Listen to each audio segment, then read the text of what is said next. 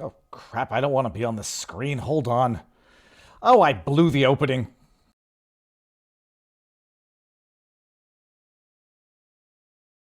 Thank you for using Telmate. Hi, this is Chris Lightback. I have asked Kim and Kevin Watson to do this and arrange a Give Tango and bank account. I endorse them doing this so I can retain new legal counsel and pay him. Thank you all for donating to this. All this humbles me. Thank you again from the bottom of my heart. And my girls, thank you too for your effort. Thank you.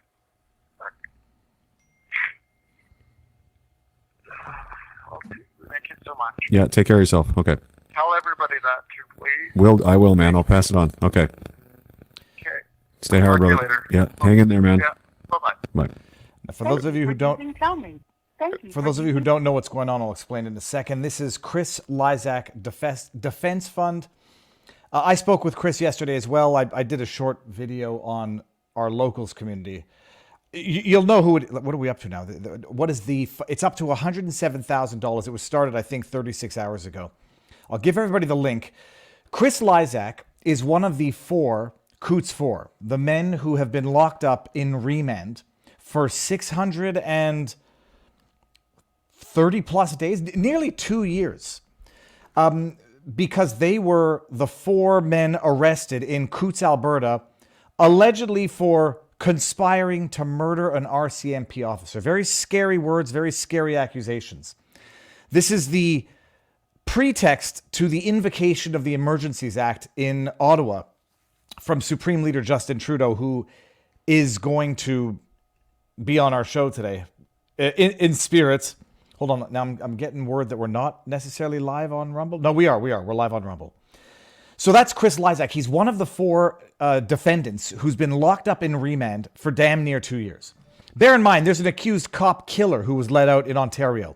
There's an accused who ran his car into protesters in Winnipeg, was released from jail on a hefty bond, but released nonetheless. These men have been charged with conspiracy to commit murder in what I believe are grotesquely trumped up charges. It's based on an non-recorded meeting with a young female police officer over beers where they might have been, talking a little bit too much or trying to impress somebody.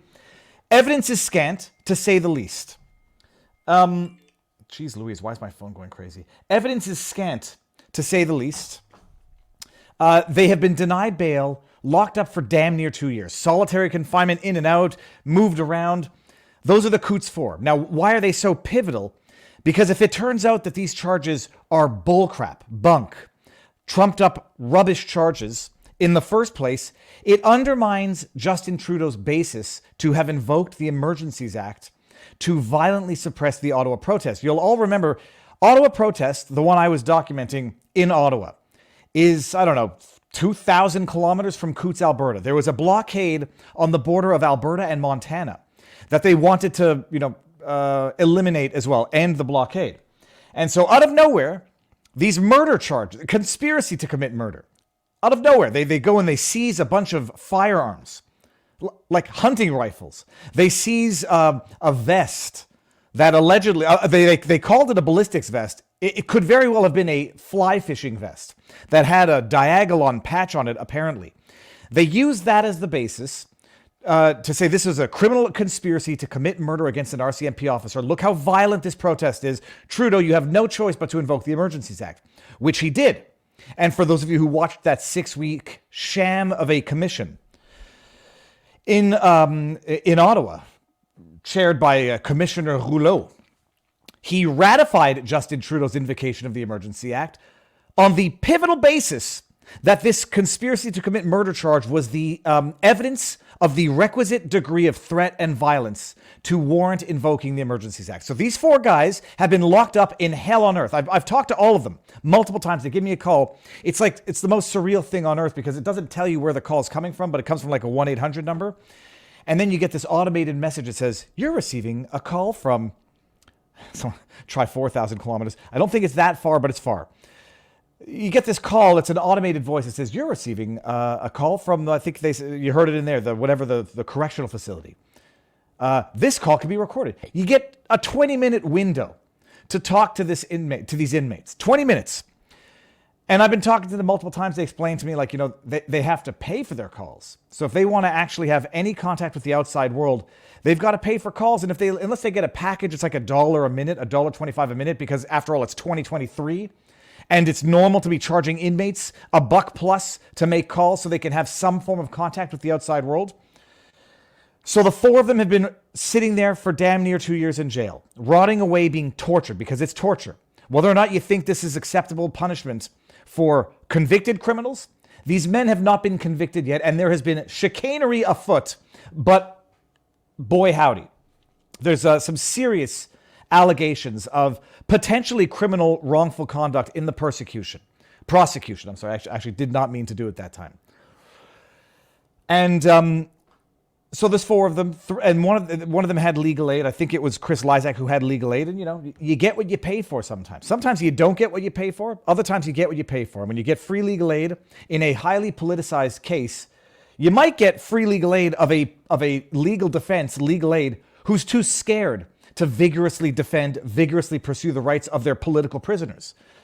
So what's happening now, there's been some issues that I'm not privy to. I had Donald Best on Sunday, who talked about some potential issues, questions that people had, accounting about monies already raised. Chris Lysak is breaking off from the other 4 defendants, or at least trying to get independent counsel, and is raising money to do so. I vetted it. I spoke with Chris myself yesterday to make sure everything was good. I spoke with Jeremy McKenzie. I spoke with Jason Levine. I want to make sure, like, when people have heard rumors and accusations of potential accounting issues with massive amounts of funds that are being raised for defense funds, and then they see something like this, well, I'm starting a new one, and here it's going to be 2 people who nobody's ever met, raising it for and on behalf of Chris Lysak. I had to make sure that I was comfortable with it myself, and I did, and I am, and I donated. So if anyone's able to, the link is there, the Give, Send, Go. And if you're not able to, and there's totally understandable, I mean, 1 in 5 Canadians is pretty much going hungry these days, just share it around. Share the link, share the tweet, share the Give, Send, Go, and there can never be justice in this. You couldn't pay those guys Omar Khadr level millions of dollars to compensate for the torture and the injustice that they've endured. You can't pay them enough for that. But just imagine, they paid $10 million to Omar Khadr, who may very well have been mistreated. And Jesus, sitting in Guantanamo Bay for a decade, you'll say anything at the end of the day to get out. They paid $10 million to Omar Khadr. These 4 gentlemen, because until proof to the contrary, it's not because you accuse someone of conspiracy to commit homicide against an RCMP officer that the accusations carry the weight of a conviction. They are accused. They are gentlemen. I've spoken to them. You couldn't pay them enough to compensate them for this political persecution. Period. Now, I keep seeing, so there's the Give, Send, Go. Now, I hear that we're not live on Rumble, but we are, because I'm going to listen to myself right now. Yeah, look. Hold on a second. Hold on. Let's just see my ugly punum right there. Look at this guy. Look at this. This guy's crazy. In spirits. Hold on. Now, is that me? Getting word that we're not necessarily live on Rumble? I'm listening. No, we are. We're live on Rumble. We are. So that's Chris Lysak. Now I'm going to have to talk to myself. I'm not going to talk to myself because that would be crazy. So we're live there. Let me just make sure I did something here. I'm sure I did it because I'm not an idiot. I did do it. Okay, good. When you tuned into this stream, you may have seen that it says this stream contains a paid promotion, because it does. So before we go any further, and I'll give the disclaimers, let us thank the sponsor of the day, startmail.com/Viva. Now, for those of you who don't know what this is, it's like, I guess it's like a non-evil version of Gmail. You create unlimited aliases, extra email addresses you can create and delete at any time. Encrypt your emails. Only you and the recipient can read your email. It's like safe emails. It's like good emails. Are you tired of being targeted with phishing emails? Fed up with spam cluttering your inbox? Dude, am I fed up with spam cluttering my Gmail inbox? I don't know. I must have donated to somebody's campaign, because I'm getting emails from all of the GOPs, except Vivek, actually. Concerned about companies like Google or the government spying on your private conversations? Then it's time to switch to SmartMail. SmartMail is a secure alternative to Gmail that lets you send emails like they're sealed in an envelope, making sure your communications stay private and secure. Services like Google collect your data and use it for targeted ads. Many of you don't like that. Rightly so, collecting data. StartMail is strictly ad-free service that does not collect or share any data with third parties or advertisers or tracking. Your StartMail account comes with all the features you need, including unlimited disposable email addresses to protect your inbox from phishing scams and hacking attempts. Switch to StartMail is super easy. Obviously, you just create an account.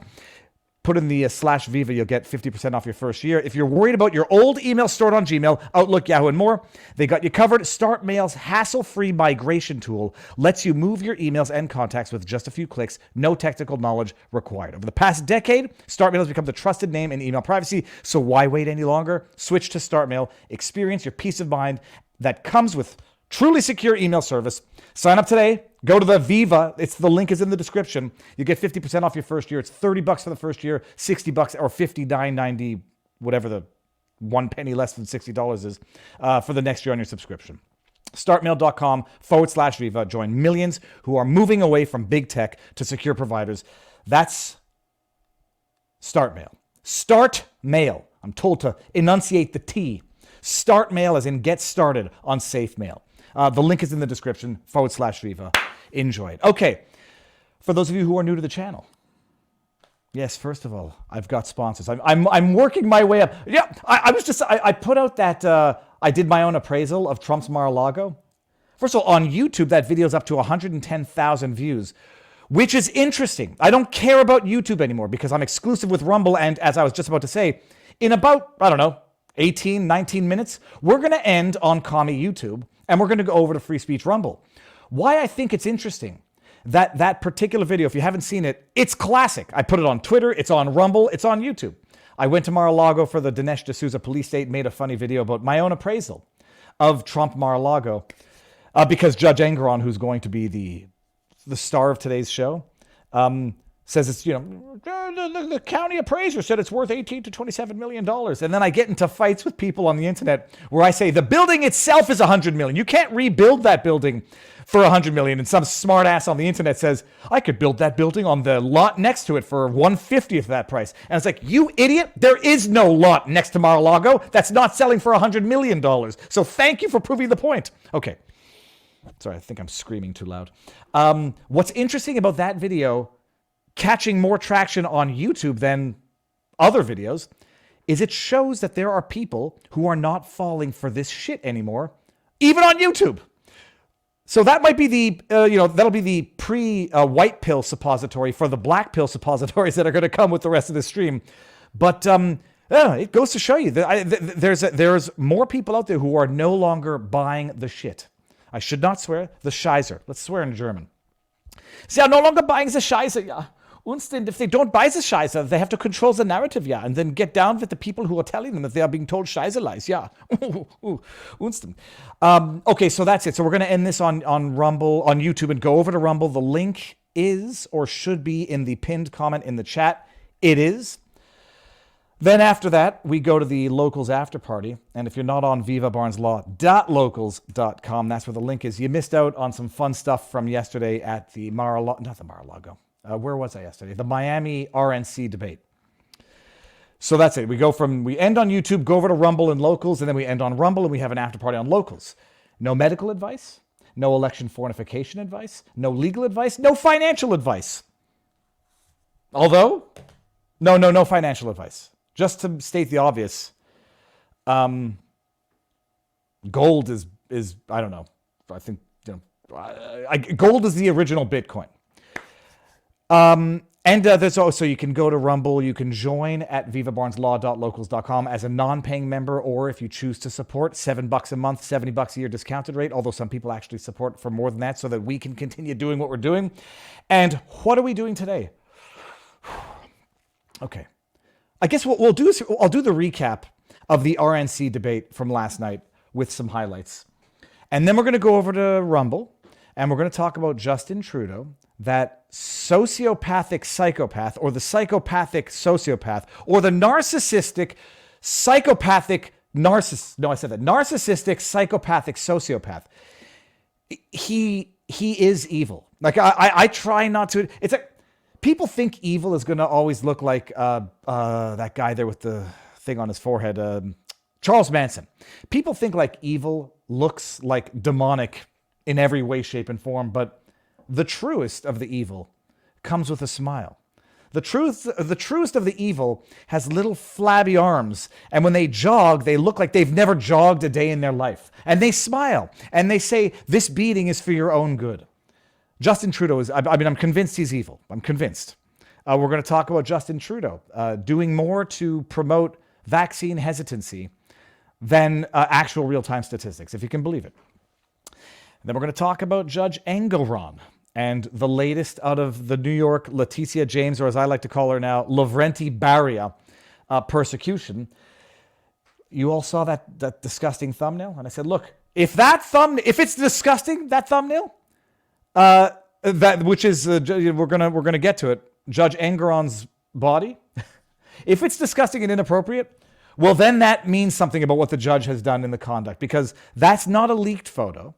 That's not someone hacked into his phone and said, oh, this guy's taking progress selfies in a gym. That was a photo that he willingly shared of himself on a alumni newsletter that he is the manager of the website. So, hey, YouTube, if it's inappropriate to see like 80-year-old man nipples, then what this judge has done is wildly inappropriate. But if you can believe it, posting disgusting selfies of your body where you're quite clearly naked also, because he wasn't wearing underwear. If that's inappropriate, well, no, sorry, that's not even the most inappropriate part about it. We'll get there. So hold on one second. I just got to do one thing. This. Just going to send this email. Boom shakalaka. Okay. We're going to start with the debate last night. Let's just do, oh, you know what? We haven't done a poll. Let's do a poll here. Yeah. How do I do this? Start a poll. Did you watch the RNC debate last night? Who watched it? Oh, no, it wasn't a comparison. I don't want to know. I just want to know yes or no. I don't want to compare it to the Trump rally because people might have watched both. Who watched that debate last night? I got it wrong again. I was wrong on my prediction. I said it was going to be a gong show. Joke. It was the best. It was the best of the three, which isn't saying very much. It's like comparing poopy diapers to rotten milk to something else that's gross. Moldy cheese. Now, you're going to take... That's what I took 2 milk products. So, let's see here. No. X the nipples. I could do what Robert Gouveia did, which was put Leticia James's face over the nipples. But I can't because that would be stealing his artistic genius. I didn't watch it. I was there. It was. So I drive down to Miami to do a live stream at the local studio in the morning. 2 freaking hours to drive down because traffic was so bad. Like you're driving and your ETA just keeps getting pushed back and back. It starts off at 9:22, 9:36, 9:48, and then because I'm an idiot that I haven't gotten used to the roads here yet, I missed the express lane, 9:57. And then I spent the entire day down in Miami. I went to Key Biscayne just because I had a few hours to kill to see the lighthouse, the memorable. Oh, there's a what's it called? A landmark lighthouse on the tip of Key Biscayne. And if you were on vivabarneslaw.locals.com, you would have seen that. Then I went to the debate, did a little live stream, and that's it. The debate was actually the most entertaining of the 3. It was actually the most substantively clarifying of all 3. I tweeted out during the debate, or I X'd out, I posted out on X during the debate. I've never seen so many people just openly promoting war. I mean, I didn't realize there are 5 people on this stage. 4. I'll be fair to DeSantis. He was a little more circumspect with his assessments. There are 4, it would be 3. Haley, Tim Scott, and Chris Christie. 3 war whores who are just campaigning on war. It's amazing. It's like these politicians have never met a potential war they didn't like. So it was elucidating from a policy perspective. The only person who got it right policy-wise, in my view, is Vivek Ramaswamy. I'm not on his campaign. Everyone knows I strongly stand with not I believe everybody has to support Trump, because if they don't, they are actively benefiting from a system, a regime, which will come after them in due time.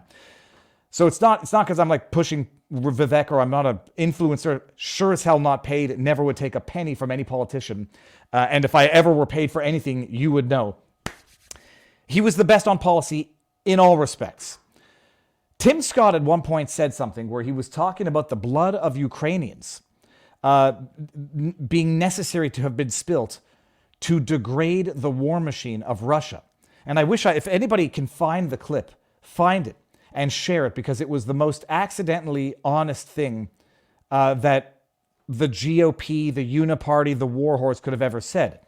We are willing to sacrifice other people's lives in furtherance of our proxy war to degrade the military of Russia. And I found it to be genuinely atrocious. It's said so casually and so nonchalantly. What others have already said, but a little more eloquently. You know, we have to fight this war. We have to get rid of Putin. If Putin, once he's done with Ukraine, he's going to go into France. He's going to go into Germany. It's going to be Putin is Hitler. I've heard the arguments. It's bullshit.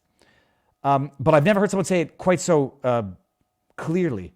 The blood of Ukrainians, yes, it's necessary to degrade the military capacity of Russia. And disgusting to say, I've been saying for a while now, like 300,000 dead fighting-age Ukrainians in furtherance of this proxy war, which was a no-win from the beginning. And now they're talking, let's talk negotiations. Well, we don't have anybody to fight anymore. We've sacrificed a generation of men and women in furtherance of this proxy war. Now let's talk negotiations, where when the likes of me and others were saying, when have you never had negotiation on the table, being called Putin whores and Putin shills, now they're talking about it. After they just politely, openly admit, yeah, we sacrificed Ukrainians to degrade the Russian war machine. That was just a risk we were willing to take. Of course it's worth it. Just ask Madeleine Albright. But the ultimate irony is, what's it done? Whose military has been degraded by this? Because in the same debate last night, what you heard was 4 of those 5 candidates saying, in fact, all 5 of them saying how badly degraded the U.S. military is. You got to spend the next decade building up warships because the U.S. military's capacity has been degraded through policy, through what's it called when you beat people down, discouraging, through demoralizing is the word I was looking for. So the strategy was to sacrifice young men and women of Ukraine to degrade the Russian war machine, when all that's happened in the end is inflation in America, the degradation of America's military capacity and military ability to respond to international threats. And, well, at least it didn't cost any American lives. So that was it. I mean, it was amazing. You watch 4 people whoring for war like it's nobody's business. But if anybody didn't see the debate, it's the moment of all moments. I'm calling it Ron Paul's Giuliani moment for Vivek. And my goodness, like after this opening, I was like, well, every time Vivek talks, I'm going to be paying attention. Hold on. Citizen Free Press. Okay. Like, I mean, I don't know where you want to pull the viral video from. We're going to play it. And holy crab apples, the woman here, what's her name? The chair, not Ronda Rousey. Well, whatever. Ronda's going to be pissed with Vivek. And apparently she is so pissed that allegedly overheard in the audience saying he's not going to get another cent from us. But listen to Vivek's opening statement, because it doesn't get any better than this. Swami, let me turn to you. Please make your case. Why should you be the nominee and not the former president? Let me stop there before you even get started. Lester Holt's voice sounds like an AI-generated radio host's voice. Like if you were gonna, I don't have a radio voice. I might have a radio face. But that's like an AI-generated robot version of what everyone expects a radio voice to be. But okay, maybe that's why he's where he is and I'm here, but I like it here. Okay, now I'm just going to let it play out, and I'm not going to talk. I'm going to shut my big mouth. Swami, let me turn to you. Please make your case. Why should you be the nominee and not the former president? I think there's something deeper going on in the Republican Party here, and I am upset about what happened last night. We've become a party of losers at the end of the day. There's a cancer in the Republican establishment. Let's speak the truth. I mean, since Ronna McDaniel took over as chairwoman of the RNC in 2017, we have lost 2018, 2020, 2022, no red wave that never came. We got trounced last night in 2023. Oh, no, he didn't. And I think that we have to have accountability in our party. For that matter, Ron, if you want to come on stage tonight, you want to look the GOP voters in the eye and tell them you resign, I will yield my time to you. And frankly, look, the people there cheering for losing in the Republican Party. Think about who's moderating this debate. This should be Tucker Carlson, Joe Rogan, and Elon Musk. We'd have 10 times the viewership, asking questions that GOP primary voters actually care about and bringing more people into our party. Hold on one second. Oh my, can you imagine? I mean, first of all, how has nobody done this yet? Who hosted the last one? Maybe this exact opportunity had not yet arisen, but I think, it could have happened before. Holy crap. It shouldn't be you three disinformation losers out there. It should be actual people, the actual leaders of meaningful discourse, open discussion that should be hosting this. Not you three propagandists, but wait, there's more. You think the Democrats, and we've got Kristen Welker here, do you think the Democrats would actually hire Greg Gutfeld to host a Democratic debate? They wouldn't do it. And so the fact of the matter is, Kristen, I'm going to use this time because this is actually about you in the media and the corrupt media establishment. I'm going after you in particular, Kristen, whatever her name is. The Trump-Russia collusion hoax that you pushed on this network for years, was that real or was that Hillary Clinton made up disinformation? Oh, answer the question. Go. Oh, I'm not here to answer questions. Mr. Sorry. This is how we get our country back. Oh, hold on. You want to know the face of... This is like that episode of The Simpsons. You can actually see the moment where her heart breaks. It's right there. Oh, it was... Can I... There. Oh, that it was... right there. Oh, my goodness. You propagandist, election interfering individual, and now you're going to sit here and talk to me? We need accountability because this media rigged the 2016 election. Testify. They rigged the 2020 election with the Hunter Biden laptop story. And they're going to rig this election. Your time is up. Accountability. Let me turn to Governor Christie. Why? Oh my goodness! The shots heard around the world. Holy crab apples! That was that's how the debate started, and then there were some other highlights. But it will not get better than that. And it's like Vivek is the only one on that stage, with the exception of DeSantis, who's a little more muted, but certainly does not carry that level of energy when he speaks. Vivek is the only one on stage actually saying what people believe, not what donors believe, and not what donors want to hear. That was right here. That was true truth to power. You propagandists interfered in 2016, but it didn't work. 3 years of Russia collusion, spying on the president, abusing of FISA courts, falsifying evidence. And when that didn't work, you messed with the 2020 election, changed the rules, a secret cabal of well-funded individuals, changing the rules, changing the laws, controlling the flow of information, intelligence officers coming out and saying that the Hunter Biden laptop story has the earmarks of Russian disinformation, the media running with it, censoring it. They interfered in 2020. And they're going to do it again if they can. And they're doing it again right now with this persecution of Donald Trump, which we're going to get to. So that was the opening statement. Doesn't get any better than that. Oh, and I got to tell you this. You know that they're coming after Vivek because he's over the mark. He's over whatever the expression is here. Let's see what this one was here. Oh. Mr. Ramaswamy, are you persuaded by President Zelensky's urgent new plea? Where do you stand on your country? I'm absolutely unpersuaded. And I'm actually enjoying watching the Ukraine hawks quietly, delicately tiptoe back from their position as this thing has unwound into a disaster.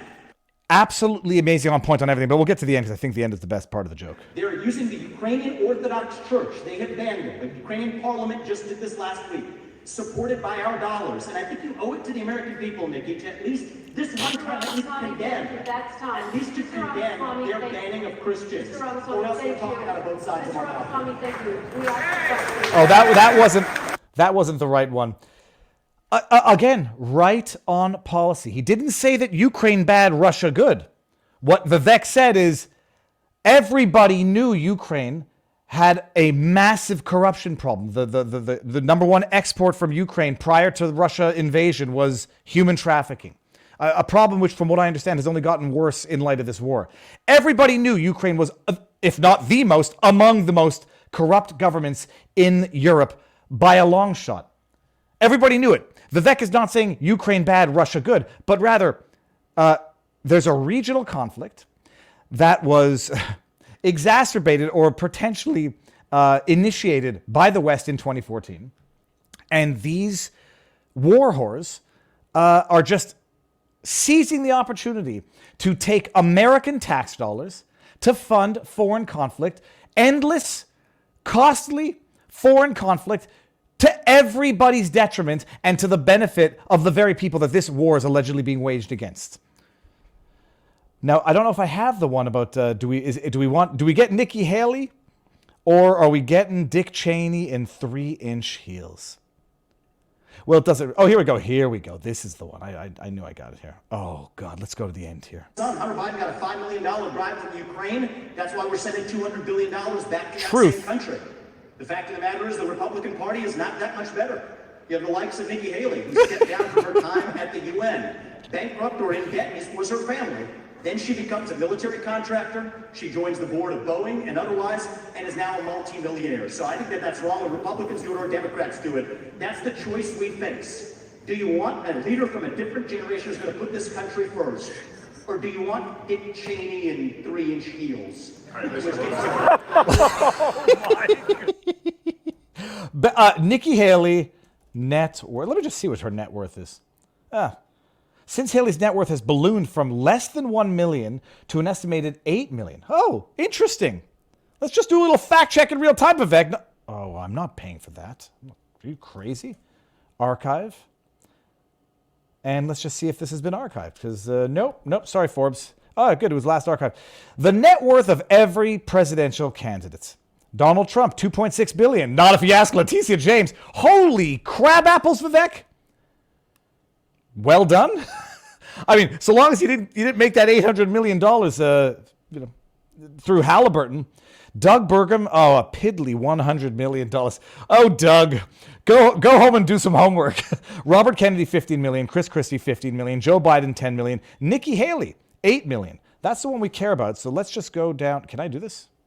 I can do it if I could. Nikki Haley is devoted. Oh, okay, let's see. Okay, search. Nikki Haley, let's see this, 8 million. Nikki Haley stunned Washington by resigning her role as United Nations ambassador in the Trump administration in 2018, less than 2 years after taking office. A spokesperson from Haley claims that family financial troubles had no bearing whatsoever on Ambassador Haley's decision to leave the position. All right, so she had financial troubles, and points to a section in Haley's resignation letter in which she expressed support for rotations in office. But the same letter also suggested that Haley may have had money-making ventures on her mind. As a businesswoman, as a businessman, she wrote to Donald Trump, I expect you will appreciate my sense that returning from government to the private sector is blah, blah, blah. Since then, that's amazing. Since then, Haley's net worth has ballooned from less than $1 million to an estimated $8 million. Since leaving in 2018. It's a pretty damn good ROI, if I say it myself. Return on investment. What was the investment, Nikki Haley? Holy crap, I didn't know that. Okay. Hey, from 1 million to 8 million in 5 years. Rich or poor, people, it's good to be in politics. There's no white privilege. The only privilege is political privilege. Do I have any more? So do we do the responses to Vivek today? No, we're going to do it today. Do we do it on YouTube or do we do it on Rumble? The benefit to staying on YouTube longer than it deserves is deferring people over to Rumble, but we don't want to stay on YouTube for more than they deserve. So we're going to end on YouTube right now, and I'm going to share the link to get us all over to the free speech platform, where you can talk about Justin Trudeau, potentially faking something online. We'll see. Where you could show nips, although I'm showing the nips on YouTube because I almost want YouTube to say, sorry, Judge Engoron's nips are inappropriate. And to which I would say, oh, look at that. Judge Engoron, inappropriate. Carrie, first of all, I interviewed Vivek, bought a failed Alzheimer's drug, rebranded it, and had his mommy debunk the studies that it didn't work. So I've actually addressed this multiple times, and I asked Vivek about it. That was the hit piece on Vivek that came out on Twitter. I forget who the guy was. And look, the actual explanation is not sinister. And his mommy didn't debunk the studies. What the attempt was to try to find an alternate use to something, try to work it. And if you've ever invested in pharma companies, you know it's among the, I think the only thing that's riskier than investing in pharma companies is mining companies. So there's a reason why 99% of these companies fail, because it's risky, you don't know, and it was not fraud. It's until proof to the contrary, a bona fide attempt to do something great. As Vivek explained, he didn't, and if you believe him, if you don't believe him, then you won't believe him. But he made his money not on the failed Alzheimer's drugs, but on the successful patented other drugs that the company produced. So anyways, again, not to defend him. That was his explanation, and you either believe it or you don't. What did I say? We're going to end on YouTube. Come over to Rumble, or actually I should use the opportunity here to do this, or come straight on over to vivabarneslaw.locals.com. But actually, before you do that, because everybody needs to drink coffee in the morning and everybody likes to have shot glasses in their house, I don't know, and shirts. Everybody needs a shirt. Go to Viva Fry merch store. It's vivafry.com. Where's mine?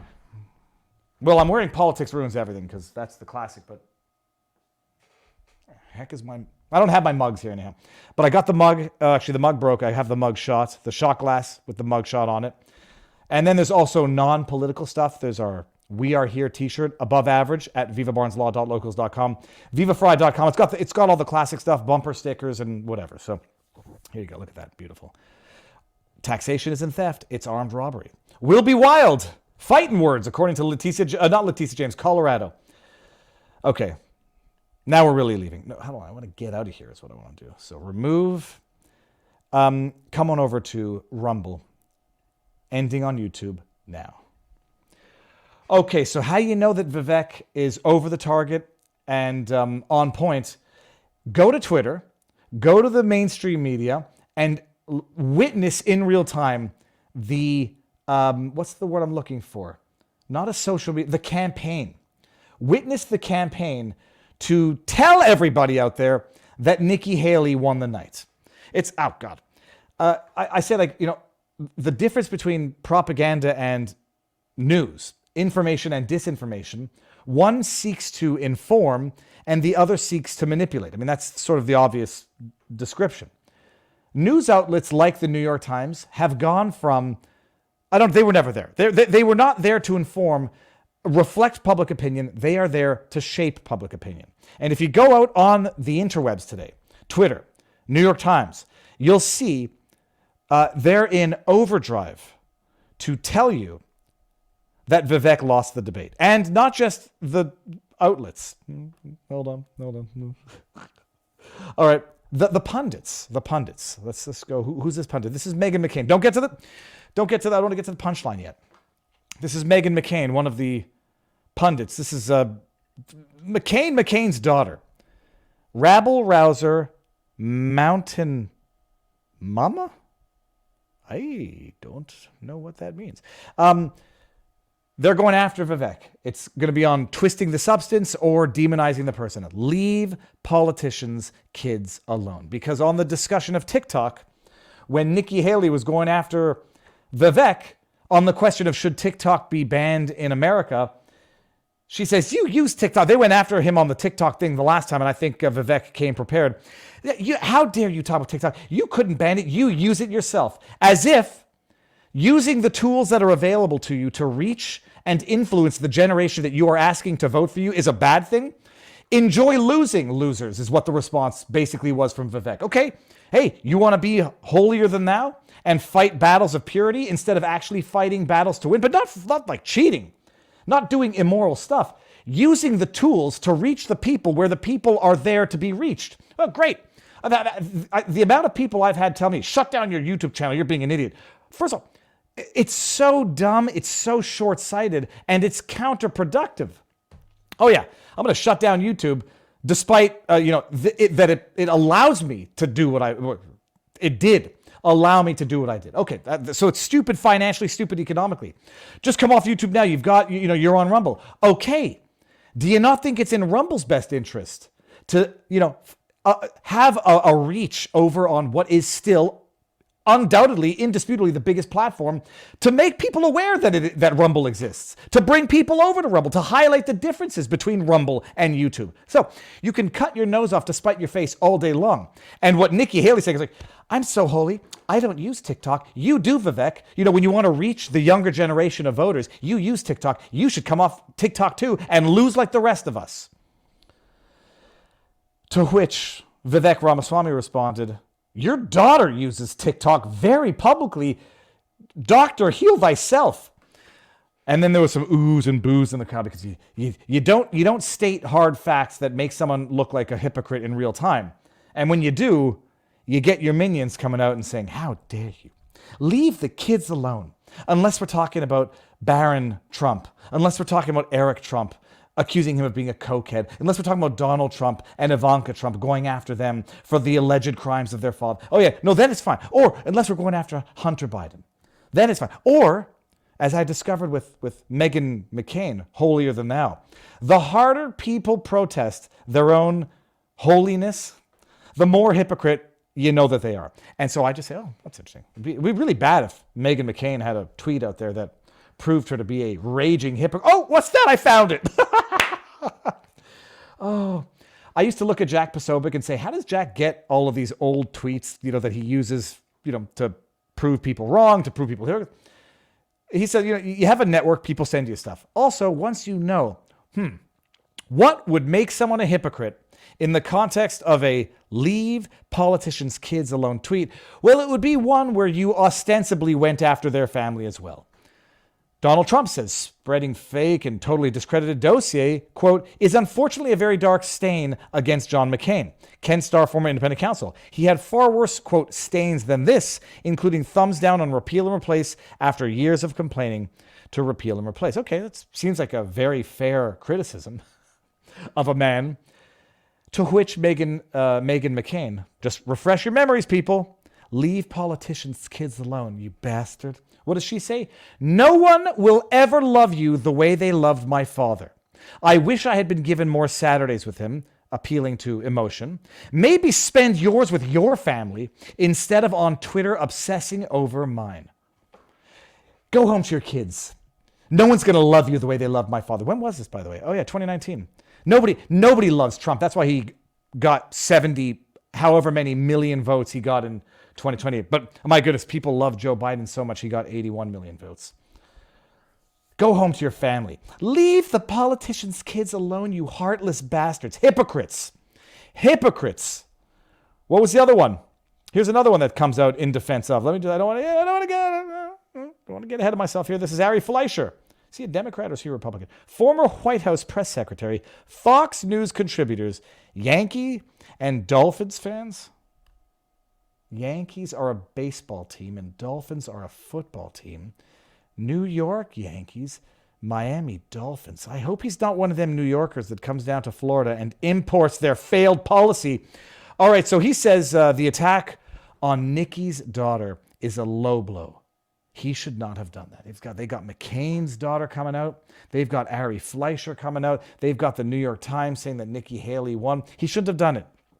I felt the need to set Ari Fleischer a little bit straight. And I'll read my own tweet for those who are listening to this in podcast format on Viva Barnes Law for the People on Podbean. It's not an opinion. This is a juvenile appeal to emotion. This is an opinion. A juvenile appeal to emotion, not an argument, Ari Fleischer. And by the way, I actually just thought this up myself this morning. There's a difference between a low blow and a gut punch, and I love that. They might feel the same, but there's a difference. One is cheating, is unfair sportsmanship, and the other one is just a damn debilitating, legitimate punch. Vivek Ramaswamy's answer was a gut punch because it's true, and it highlights the elitist political hypocrisy that they think they can lecture others, mandate rules for the lowly citizenry that they themselves and their families don't have to follow. Nikki Haley lecturing Vivek on the evils of TikTok while her family uses it? No different than John Kerry flying around the world on a private jet lecturing the citizens about carbon emissions. Hypocrites, the whole bloody lot of them, pretending to be victims when their hypocrisy is exposed. Write that down. Huh? Ooh, that's two today. Oh man, yep, hypocrites.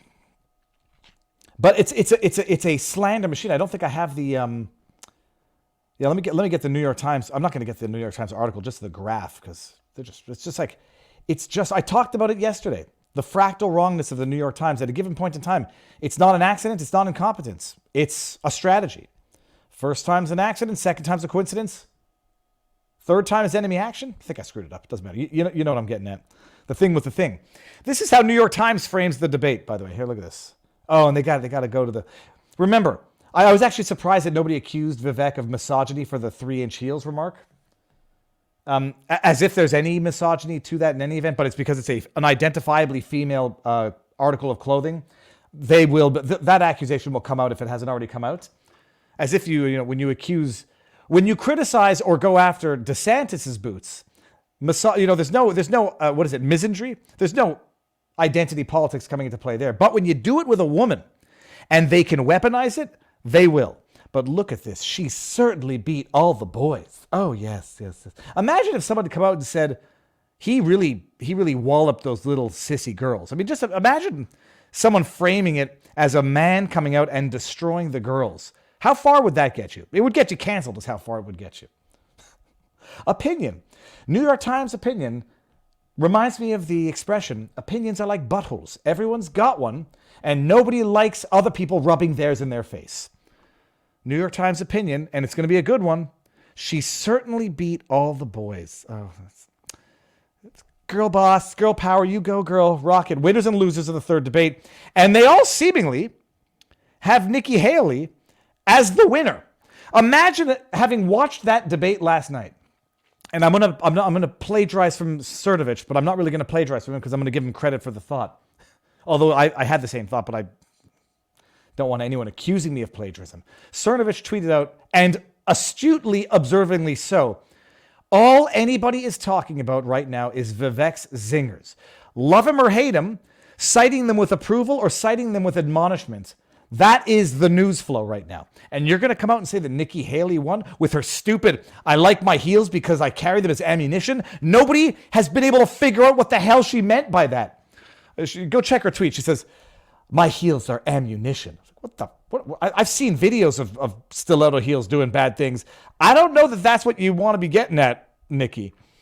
But the New York Times, who got it wrong on the Holodomor, the Ukrainian famine, who got it wrong on Hitler's Nazi Germany, who got it wrong on Stalinism and communism, who got it wrong on the devastating effects of the nuclear explosions over Japan, who got it wrong on Vietnam, who got it wrong on the Second Intifada, who got it wrong on Nicholas Sandmann, who got it wrong on COVID. They're going to get it right here. Trust us. Trust them. This time, they have to get it right. Can you imagine getting all those things wrong? It's like flipping a coin and getting heads every single time. Well, that only happens with a weighted coin. It could, in theory, happen, but it won't. It will only happen with a weighted coin. New York Times is weighted propaganda, and their opinion now is itself weighted propaganda. Vivek smashed everybody. And to put him in 5th place at the consistent bottom, you're living in a fantasy land of delusion, you pathological liars. Your opinions are not worth the toilet paper that you use to wipe them. Anyway, that's about all the attention I think we need to give the New York Times.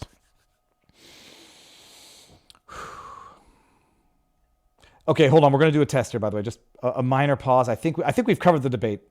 It was fantastic. It was much more entertaining than previous debates. I did not watch the Trump speech, which was given up just at the it's called Hialeah, I think. It's a little further north. But the biggest takeaway. Hold on 1 second. Was ist das? Oh, this is not right. Don't bring this up, Viva. This is not on the subject right now. I'll play an interview that I had with a guy outside for 2 seconds. But before we do that, This is the question for the chat, everybody. Okay? Look at the lighting. Look at the lighting now, the backdrop, okay?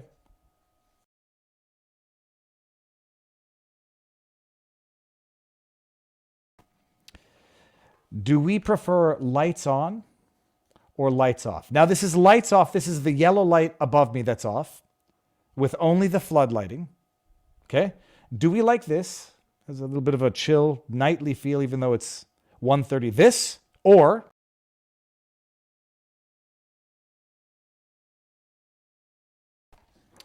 this. Let it get back into proper exposure. This or this. So off or on? Chat, let me know, because I'm going to make a decision about this. Oh, I hope the answer is not going to be off. Do it again? You look purty, says Sephardine Squib. Off or on? One more time? Okay, we'll do it one more time. This is on.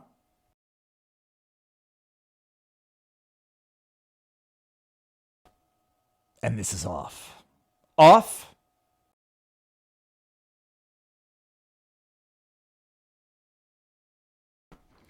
On. The only question for me was, I felt like I looked a little jaundiced. Let me get this thing focusing here. There we go. I felt like I looked a little jaundiced because those stupid light bulbs, they make me look a little more yellow. So off or on? Off, off, off. Off, off, off. Off. On, off. Oh gosh. Okay, I'll do a proper poll on our vivabarneslaw.locals.com community. Okay. Holy crap, guys. If you thought we were going to get through this stream without staring at an 80-year-old man's nipples. Oh. Have you ever noticed that Adam Sandler, in all of his movies, has a theme of like sexual attraction to older people? It's in rewatching the classics. Well, maybe with the exception of Billy Madison.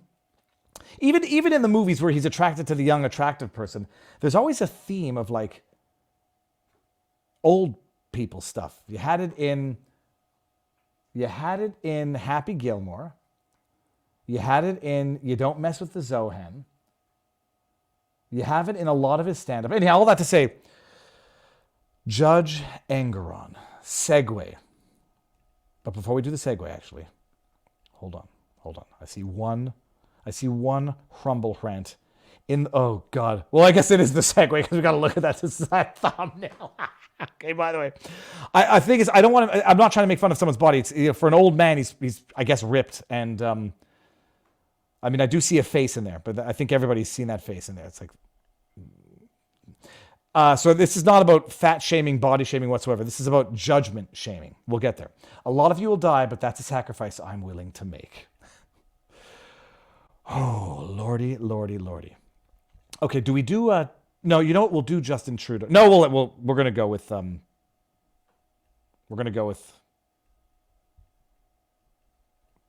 Judge Engoron. It's so wild.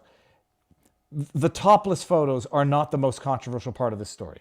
Okay, for those of you who don't know, Judge Engoron, I've played the video a dozen times. I won't play it anymore. He's the judge that is adjudicating in the politically motivated persecution of Donald Trump out of New York. He's a civil judge in a civil fraud trial that in which he's already issued his order of a finding of fraud. And the finding of fraud, and basically now the question is, how much are they going to disgorge Trump for, liquidate his assets? $250 million? Are they just going to take all of his assets and money? Because, you know, he defrauded those itty-bitty banks by not allowing them to charge the interest rate that they would have charged. That's the punchline we're going to get to at the end of this, the biggest takeaway, because yesterday, Ivanka Trump testified after her motion to quash the subpoena for her to testify was not granted by Judge Engoron. Judge Engoron, the guy who smiles like a buffoon when the cameras come into the courtroom, like he's the star of the hour, and this is his moment to shine. This is his Arnold Schwarzenegger in Conan the Barbarian moment. Well, do we do first interview? Hold on, this is here. Creep judge. Let's play the Jesse Waters bit on this. We'll play the Jesse Waters bit on Fox News because I think it's important to give credit where the credit is in fact due. And it wasn't Jesse Waters or his producers that broke this story or did the due diligence. It was Marco Polo 501c3 on Twitter that did, as far as I know. But alas, let's just see what Fox News reported on this. So Honorable Manhattan Judge Arthur Engoron. You remember the taxi-driving hippie drummer with hair wilder than Bernie's? Smiling into the camera like he's been cast in an 80s courtroom sitcom? Well, actually, did he just compare his hair to Bernie Sanders? Jesse Waters is going to get accusations of anti-Semitism. It's coming. I'm joking. Listen to this. Remember when we warned you that drummers are always the crazy ones? Should have listened. There's more than meets the eye with this goofy judge. Literally. I never heard that the drummers are the crazy one. I always thought it was the guitarists that were the crazy ones. That doesn't matter. We found out today that this judge runs a high school alumni newsletter. If you graduated from Whitley and you're interested in attending your class reunion, the judge has you covered. But that's about all. The only thing the judge covers. This is Trump's judge sharing your run-of-the-mill bonus torso photo. Primetime did our due diligence because we respect... Well, Primetime due diligence. Marco Polo 501c3 already broke it, already did the due diligence, and I had to make sure, before I retweeted this, I had to personally verify with Garrett that this was not, that this was not the result of a hack, and it's not, and B, that it's accurate, which it is. Respect privacy. Our crack producers compared and contrasted other shirtless photos of the judge that were also circulating online, the pecs and the abs check out. And it wasn't just one shirtless bathroom selfie. Judge Nudie, not to be confused with Judge Judy. That's very funny. This is horrifying. I mean, it's just, even if one had taken this picture, you have to have some body issues to share it and think it's appropriate to share on an alumni website. Okay, we'll get to the, and by the way, just the punchline. This is not the most outrageous part of the story. Let's keep going. Posted another one. We've asked the judge, what are you doing? And please tell us we're wrong. We'll let you know what he says. But again, this is Judge Nudie's newsletter. If he's posting some other man's nude bathroom selfie, even worse. I don't know if that makes it better or worse. Plus, circumstantial evidence leads us to believe that, yes, this is Judge Judy's bare chest. Because the judge has a new workout routine. There he is with his gym buddy. I guess they spot each other. Judge Nudie has the right to express himself in any way he wants. This is why I think Jesse Waters didn't drop the ball but missed the point. But we don't judge, but he does. The nude bathroom selfie sharing former drummer gets to decide whether Donald Trump's real estate empire lives or dies. Oh, he also gets to decide that Mar-a-Lago's worth $18 to $27 million for the purposes of determining fraud, because the county appraiser, for for municipal purposes, Oh my God. Okay, it doesn't matter. You can't take this man. Whoa. Is that the clerk that he's spending? Oh, that is the clerk. Okay. Oh, Jesse Waters might get into trouble twice. Oh, no, that's right. Judge Engoron didn't gag the media yet, but he did gag Trump's attorneys from making any disparaging comments about his politically motivated clerk that seems to be adjudicating the better part of this case for him. But okay, let's let this finish here. Men like this can't have the unilateral power to nuke the president's business license because a racist prosecutor asked him to. She is racist. The man's a joke. If anybody should be hit with a gag order, it's Judge. I just want to see how old he is. Arthur Engoron age. Arthur F. Engoron. Yada, yada, yada. Stay signed out. How old is he? Arthur Engoron age. Net worth. My goodness, these are not the most flattering pictures. How old is he?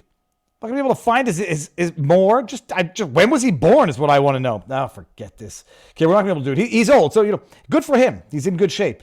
And if he's doing like progressive selfies, good for him. Showing off, I lost 50 pounds, 75 pounds, good. If these were on his phone and someone hacked it, inappropriate.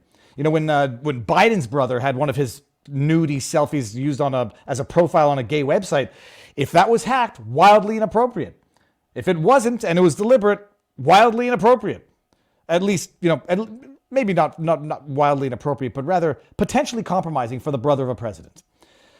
That's not the most outrageous thing about this whole thing. Let's just go to the website, the Wheatley alumni. This is the, it's in archive. I guess it probably is taken down by now. This is the website. What is it called? A newsletter, like an alumni newsletter? The Wheatley School Alumni Association. All of this was broken by Marco Polo 501c3, as far as I know. If someone else got it before him, please let me know so we can give the credit where the credit is due. This is it. He manages this. Where was the picture? The bonus torso? Was it in this one? Bonus torso. Here you go. This is the one with the boner torso. The bonus torso, or the boner torso. This is the one. Just like, oh, by the way, here's an update. Wheatley class of 2006. I don't know what's going on here. Thank you very much. Thank you very much. Monstrous regards, Mark Rosen. Oh, bonus torso. Because that's what you want to see. Judgment is off. There's no question. Pun intended. That's not the most outrageous thing about it. You know what the most amazing thing about this is? Engoron. No, that's not how you spell his name, which would be the reason why I can't find it. Engoron. Look what he's sharing with the world. Look what he's sharing with the world. Arthur Friedrichs Engoron. So Wheatley class of 1967. So assume that he was, 16 in 67. So he's going to be 50, 60. He's going to be 70 some odd years old. Okay, fine. What is this? I hope that's I don't want to find that. There's a number there. Where are the articles that he's sharing? It's the articles that he's sharing. Here you go. Articles about decisions. Look at this. This is what he's sharing, bragging about to his community. Let's go to the first one. Look at this. This is what he's sharing. Let me just make sure we're looking at the same thing because the windows are overlapping. This is what he's sharing with his community. Judge orders Eric Trump to testify before election in New York Attorney General probe of President Trump. Oh, hey guys, look at my accomplishments. Here, what's the next one about here? From 360 Law. Look at you guys, are you impressed yet? Look at my hard body. Oh yeah, I'm also, in addition to my hard body that I'm sharing with all of you because it's totally appropriate, here are my politically motivated decisions. Tell me I'm good. Tell me I'm a good citizen. Tell me I'm a good comrade. Look what I'm doing to Eric Trump. Must give deposition before election. Judge rules.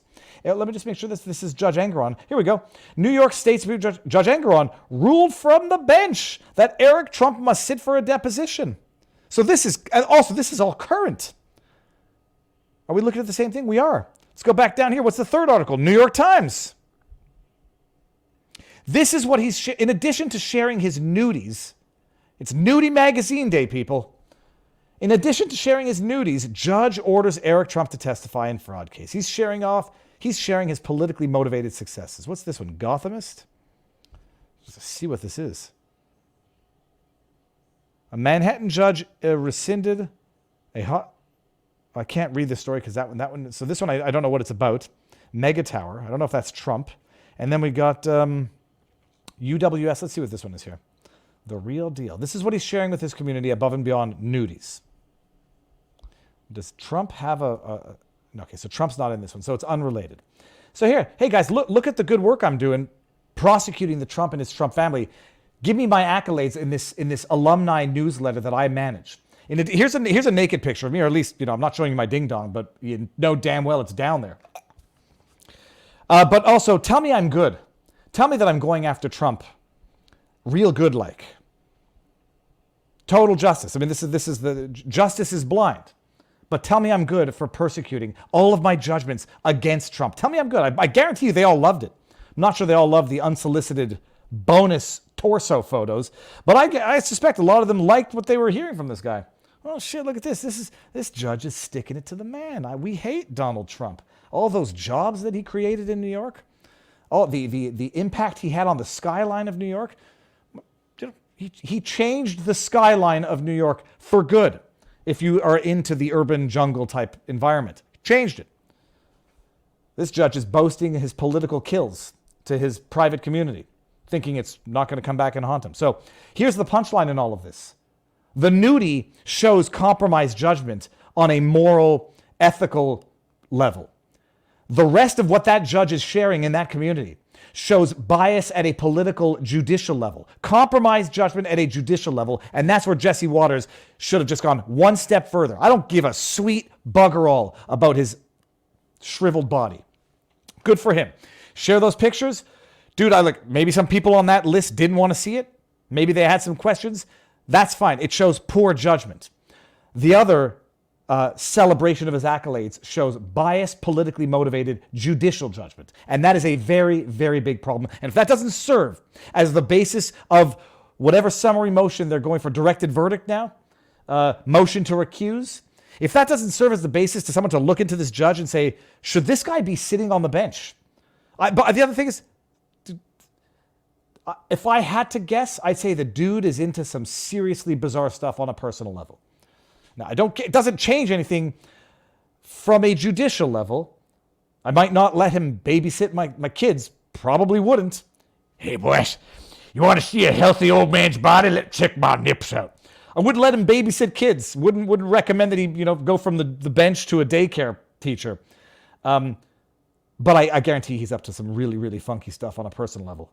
He is biased to the point where he should not be a judge. Period.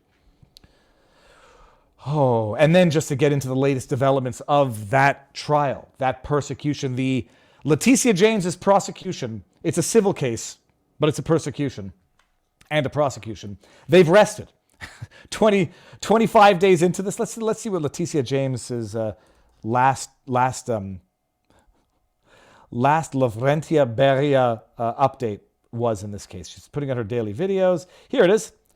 Today, we had Trump on the stand, and we showed him that you cannot break the law and get away with it, and we will come and get you and your kids, and we will take your dog, and we will bring him to the shelter, and we will euthanize your dog for the fraud that you perpetrated against the innocent banks of New York, who only made $48 million because of your inaccurate representations of the value of your properties that they obviously did not evaluate either before extending you billions of dollars in loans. I don't know. Okay, let's see what she said. Just hurt my throat. Today we heard testimony. Stop. Oh. Let me just keep doing that again and again.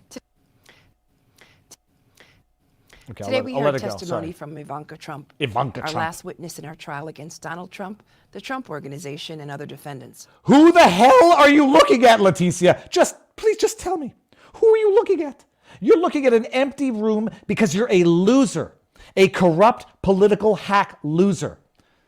Oh, but let's set it up. Make me look dignified. Make me look like a Roman emperor speaking to a Colosseum. You're speaking to an empty room, you political hack. For the past 5 weeks, 5 we've heard weeks. from dozens of witnesses who worked at and with the Trump Organization and had intimate knowledge of their business practices. Was it as intimate as a topless Judge Engoron? We also heard from the defendants themselves. Oh, yeah. The testimony of these individuals, Damning, it was and terrible. the accompanying exhibits, It was awful. show the incredible scale and scope of Donald Trump's fraudulent business practices and that they were used to enrich himself and his company.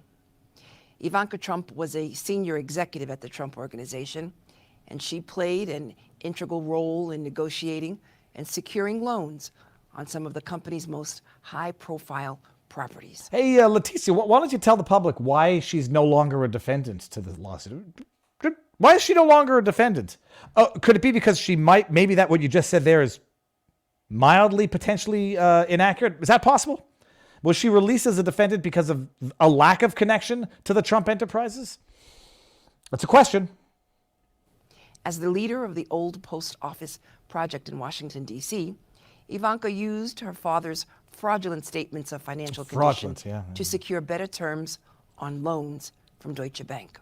The Trump Organization later sold the property, and the proceeds totaled $139 million. You see, Ivanka Trump's ties to the family business run deep, and they all profited as a result. We rested our case today. Next, the defense will present their case. As we have shown, and as the judge has already ruled, Donald Trump and his company committed repeated fraud. I am confident that we will prevail on the rest of our case because the facts don't lie. Shown, the facts don't lie. You do. and as the judge has already ruled. He's already ruled. The judge has already ruled on it. present Guilty. the case. As we have shown, and as the judge has already ruled, Donald Trump and his company committed repeated fraud. How the hell has the judge already ruled when the trial's not over? I mean, oh, that's right. He has that little tool under his belt, summary judgment. I declare you guilty of the fraud. Now let's hear how many years you go to jail for. Oh, the trial's not over yet. Oh, well, hold on a second. And the objections that the judge lets in and sustains. Oh my gosh. It's a desecration of institutions. Take your money and get the hell out of New York. Confident that we will prevail on the rest of our case because the facts don't lie. No, I do it. Oh yeah, the facts don't lie. That's why you don't have a trial on it. Holy shit, people. Okay, I mean, he's already ruled he's guilty. They've Alex Jones, Donald Trump. He's already guilty. How much does he pay now? $1 billion? Jail him too? Just take everything. Take everything. Say that his Mar-a-Lago property is worth $18 million. So that when you go satisfy your judgment of $250 million or whatever you get from Nip Judge McFace or whatever his name is, Engoron, when you go take his assets, well, you owe us $250 million. We've already ruled that Mar-a-Lago is only worth 18 to 27. So we're going to take that from you. Now you only owe us 218. I'm so bad. 223. What the hell's my problem? Okay, we've taken that. Now you only owe us $223 million. Oh yeah, you're the other one there, Nike Town. Well, that was only worth 5 cents because it had a restrictive covenant and a rite of passage in the back. So now you owe us $222,999,999.75. And that chandelier there, it's got a scuff on it. So this is a travesty of justice. And you had Ivanka Trump up there yesterday, by the way. I read through the Twitter thing, the Twitter details, and listened to Robert Gouveia. She comes out and what was it would be a death nail ordinarily if the judge, other than being a civil judge, what's the word? It's civil judge, whatever. Anybody who has any sense would understand, and it was actually abundantly clear from Ivanka's testimony. Here. The biggest takeaway from Ivanka testimony, I say it's lost on Engoron and Leticia. It's not lost on them because they're not looking for it. They want their guilty man. They want their pound of flesh or their $250 million disgorgement. And they know that this is a load of horse shit, but they can do it in a way that gives it some judicial authority, that gives it some judicial legitimacy, and it will convince I won't say idiots out there, but the people who are too busy living their lives, or the Democrats, oh, we got him. He had a trial. Alex Jones had a trial. He was found guilty. Oh, I'm sorry. You didn't know that he was not ever found guilty? It was a default verdict, Alex? Oh, you didn't know that? You thought that thing that you were watching was a trial to determine guilt? Oh, well, that makes you ignorant. Period. So this will allow the ignorant, Trump-hating, TDS-afflicted Democrat people to say, well, yeah, the system works. The biggest takeaway is that Trump didn't defraud the banks. This is what Ivanka astutely highlighted. Trump didn't defraud the banks. The banks were fighting to get the business of Trump. Leticia James, always fighting for the itty-bitty banks, says they only made $40 million. Had he properly evaluated his assets, they would have made $160 million in interest. Well, you moron. Number one, had he been told that they were going to charge that interest, he might not have accepted those loans. But B, Leticia James, and I'm calling you a moron because you have to be a moron. And that's the favorable, that's the charitable way of going about it. Because if you're not a moron, you are a pathological communist liar. It should occur to you, and Ivanka made it very clear, they weren't defrauding the banks to get a favorable interest rates. The banks were offering a favorable interest rate to woo and get the business of Trump and Trump org. You think a bank's going to say $40 million in interest? We want your bloody business. We will give you beneficial rates. We know what your assets are worth. We're not idiots. We'll give you beneficial rates because we want your business. This is like the one screen, two films. This is the reality. But Leticia James looks at it and says, oh my goodness, he defrauded those poor itty bitty banks. The ones who were also working with Jeffrey Epstein. The ones who've paid criminal fines. Oh, he defrauded those poor itty-bitty banks. And not those banks were competing for Donald Trump's business. Because they were, and that's the bottom line of it all. Okay, that does it on that. Okay, we got Trudeau. First interview. Maybe we'll end with that. Yeah, we'll end with that. Okay, Laura Loomer. Oh, no, good goodness. Oh, my goodness. Thank goodness I have my notes in the back. I'm sorry. Potentially even more shocking than Judge Engoron's disgusting nipply nudies, selfies, chesties, whatever you want to call them. Potentially more shocking, but I don't think it is, but it's close, than him bragging to his alumni community how he is really sticking the judicial spikes into the Trump family. Eric Trump. Oh yeah, look, I made him bragging about it. Despite bragging about his political biases, and the fact that he's bragging about it is an indication of his political biases. I don't know if it's true. Laura Loomer tweeted it out. And I'll read it. And I'll read it with the preface, the caveat. I have not been able to independently verify this. I don't know what Laura Loomer's track record is like. And I'm not saying this is a jab. I was able to verify with Marco Polo. This looks very interesting, however, because now you got a judge bragging to his community about sticking it to the Trumps. Bragging to his community about the beautiful, veiny torso of this geriatric. It seems that you might have his wife in an undisclosed Twitter account railing against Trump's attorney on Twitter. Laura Loomer, investigative journalist, founder of Loomered, host of Loomer Unleashed, former Project Veritas operator, America First, followed by a Jewish star, which might lead people to confusion, but I'm just thinking, feisty Jewess, receipt queen. I actually kind of like the receipt queen. This is her tweet, and this relates to Judge Engoron, apparently to his wife. While I was live on the air last night interviewing Rep. Santos, New York 3, Dawn Marie Engoron, the wife of leftist New York City Judge Arthur Engoron, was attacking me on her X account for my expose about her corrupt husband who was overseeing the civil fraud trial of President Trump. I tracked her account down, and it's DM Nixus. And when I say, like, you know, in as much, blue for so many reasons. Ooh, you know what's interesting? You can probably get, I'll do that afterwards. I'll do my own. Her tweets are protected now. 31,000 tweets on an account that was created in 2021.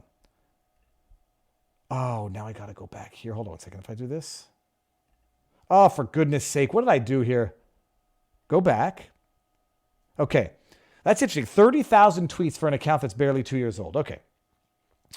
I tracked her. This is her account. Look at all of her nasty tweets about Trump. They're actually more retweets or retweets. The trial, Trump's lawyer, Alina Habba. How is this acceptable? Not to mention, as I exposed yesterday, Engoron is giving his son, Ian, reserved seats to the trial, and his son may be financially benefiting from the trial since he works for a law firm as a, quote, activist shareholder associate.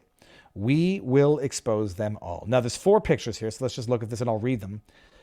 This looks like Dawn Marie's account before her tweets went into protected mode, retweeting on the Fritz, which says, when George Santos is your source, you're desperate.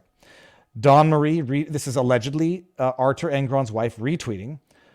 Another account, also spoken like someone who sat her ass down when the judge told her to, in response to Alina Habba's press conference, which we talked about the other day. That's one picture.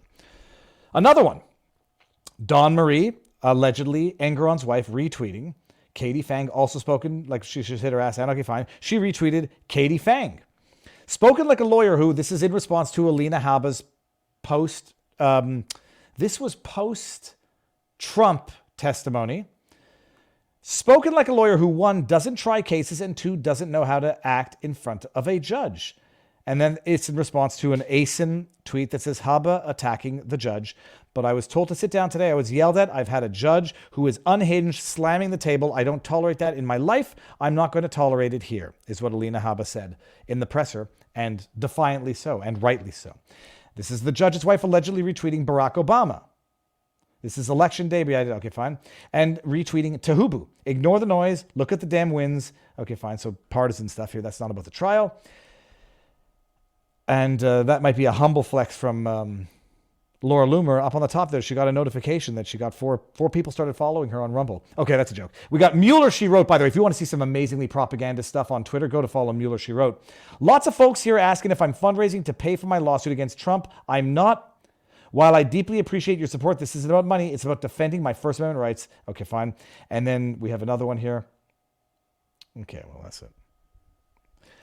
So that's allegedly the wife of the judge whose Twitter account is now locked down and protected. So it looks like you have a full front all-front assault against the Trump family by an attorney general who campaigned off prosecuting Trump, a judge who privately brags about his prosecution of Trump and brags about his nips, his wife, who's apparently on Twitter on an undisclosed account, bragging about and shitting on Alina Habba, Trump's attorney. There's no loyalty among women even on this issue. Imagine if the roles were reversed and a Republican judge told a sweet babe in the wood female lawyer, Democrat, to sit down. Well, my goodness, there would be accusations of misogyny. Okay. Well, no. By the way, we haven't even gotten to the best part yet. Okay. Now, before we do that, let me see something here. Okay, we got to have some tips and discussion in our Viva Barnes Law .locals.com community. I was hanging out with Luke Rudkowski, and he's better at selling himself and better at selling his product. No matter how good the product is, you have to sell it. That was what I learned from Arnold Schwarzenegger's documentary. In as much as... All right, parentheses, people. I watched Arnold Schwarzenegger, the 3-part documentary on Netflix. I watched it because Dr. Drew, who I interviewed, who came over for dinner, said, Viva, absolutely have to watch it. Whatever you think of whatever you think of Schwarzenegger, you have to watch it. And I watched it, and it was good. It was good, except it ended on his biggest failings, highlighting his biggest failings, that he got it wildly wrong on COVID, he got it wildly wrong on Russia, and he got it wildly wrong on January 6th. So, I mean, other than ending by highlighting his 3 biggest errors of judgment and fact, it was still a good documentary, and you can get something out of it. I suggest everybody watch it. One of the things I got out of it, no matter how good the product is, you still have to sell it.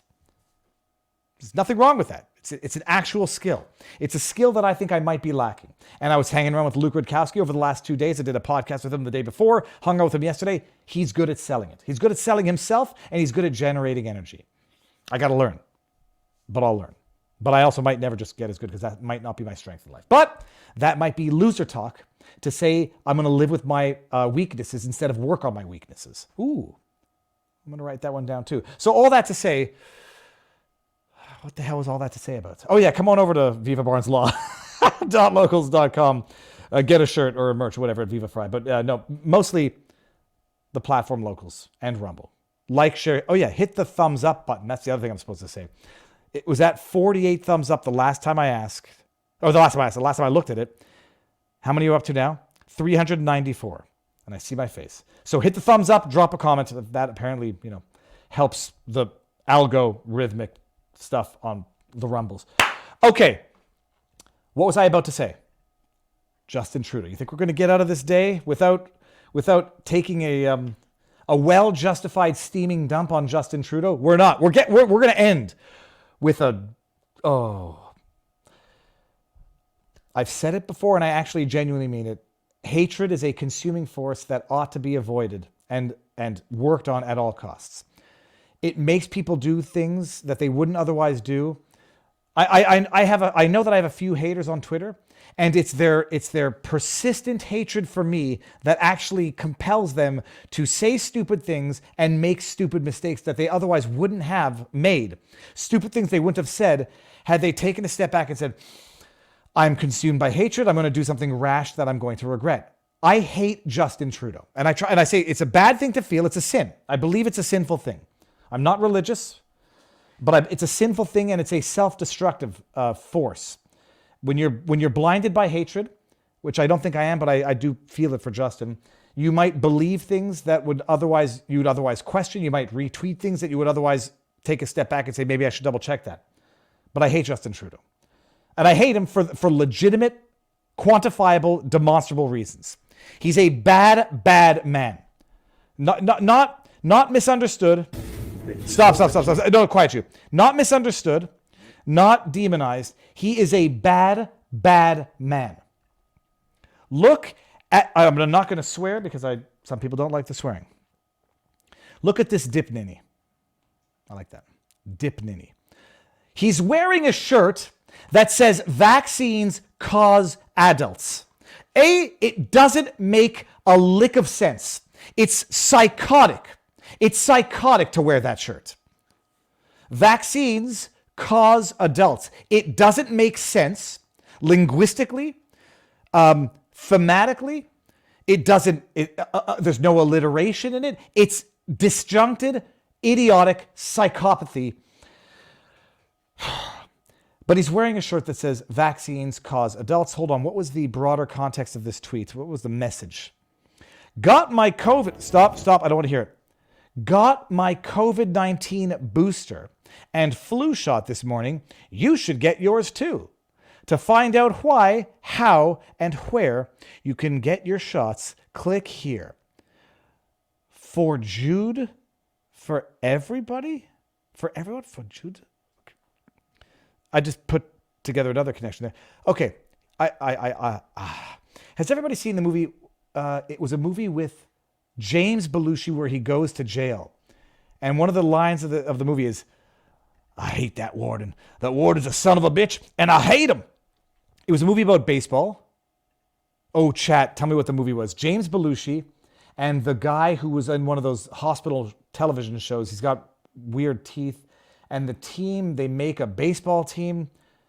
That warden, he's a son of a bitch, and I hate him. Well, this is Justin Trudeau, and those thoughts are going through my head right now. This is his video. And pay attention to the video. Pay close attention to the video. Here we go. Hold up. Thank you so much, as always. Here we go. Hold up. Thank you so much, as always. Do you know what's acutely absent from this video? Him actually taking any shot. Here we go. Let's see this here. Okay. Oh, there. Yeah. Bit of a jump cut there. Look at that. I am so proud of myself. And you think he doesn't have a photographer there? I am so proud of myself. This man, okay. Jump cut. Doesn't take a shot. What's she doing here? Oh, she's putting the little Band-Aid on. She's putting the Band-Aid because he did it in both arms. Okay, so I guess he took one shot in one arm and the booster in the other. There's no video of him actually taking the shot. Thank you so much. Any shot. He posts this. Let me see if I can find this. No, I won't be able to find it. He posts this in the wake of him having posted the video. I'm sure some people have gotten injured by the COVID jab.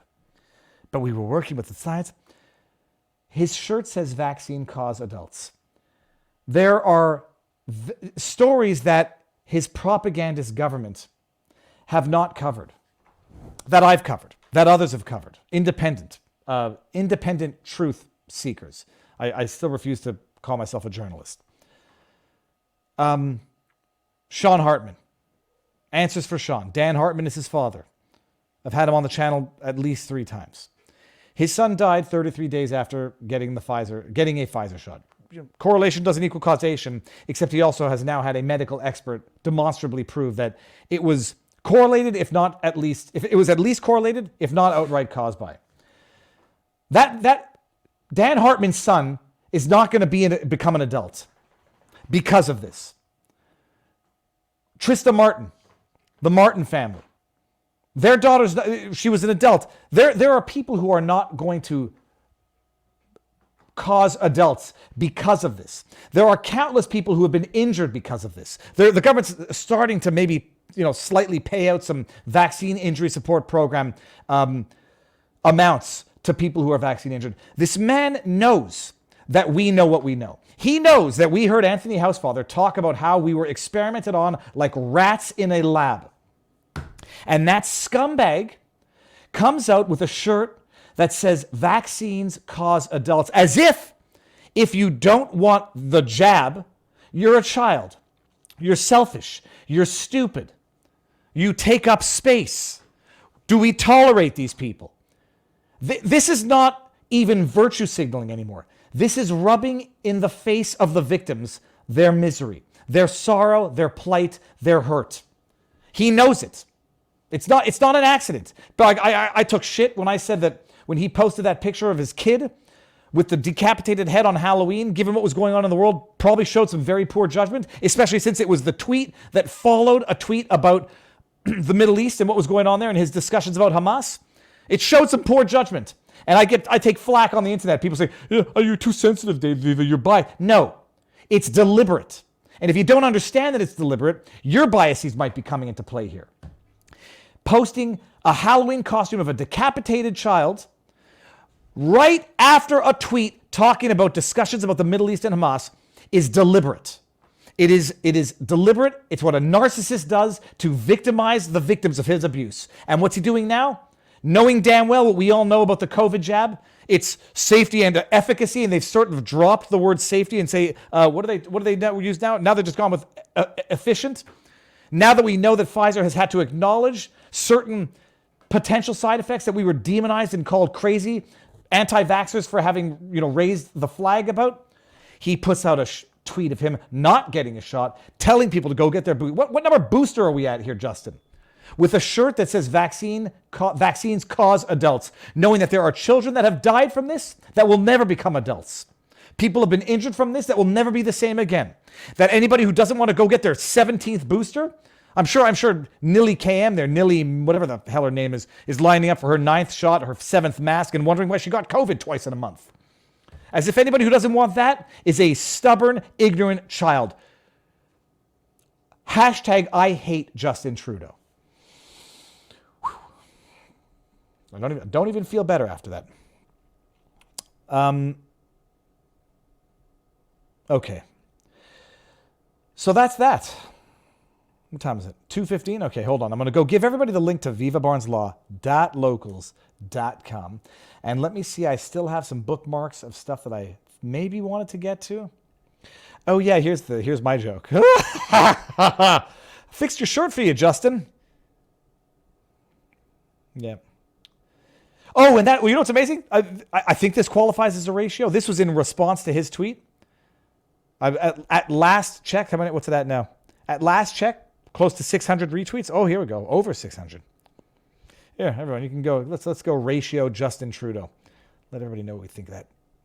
Pathological, sociopathic, psychopathic narcissist. I mean, that's it. I'm not a psychiatrist, but I know evil when I see it. And by and large, first of all, what was the movie? What was the movie with, I'll look for it. Has everyone seen the movie A History of Violence? Like that scene when the evil folks drive past the people in town and they look at them and they exude evil. And the kid says, who they? And he says, I don't know, and I don't want to know. By and large, when you can identify evil in life, you can avoid it. You choose to avoid it. You go somewhere else. You walk in a different direction. You unfriend. You uncouple. When that evil is the governing body, the actual government that locks you in your house, that fires you from your job, you can't avoid that evil. You can leave.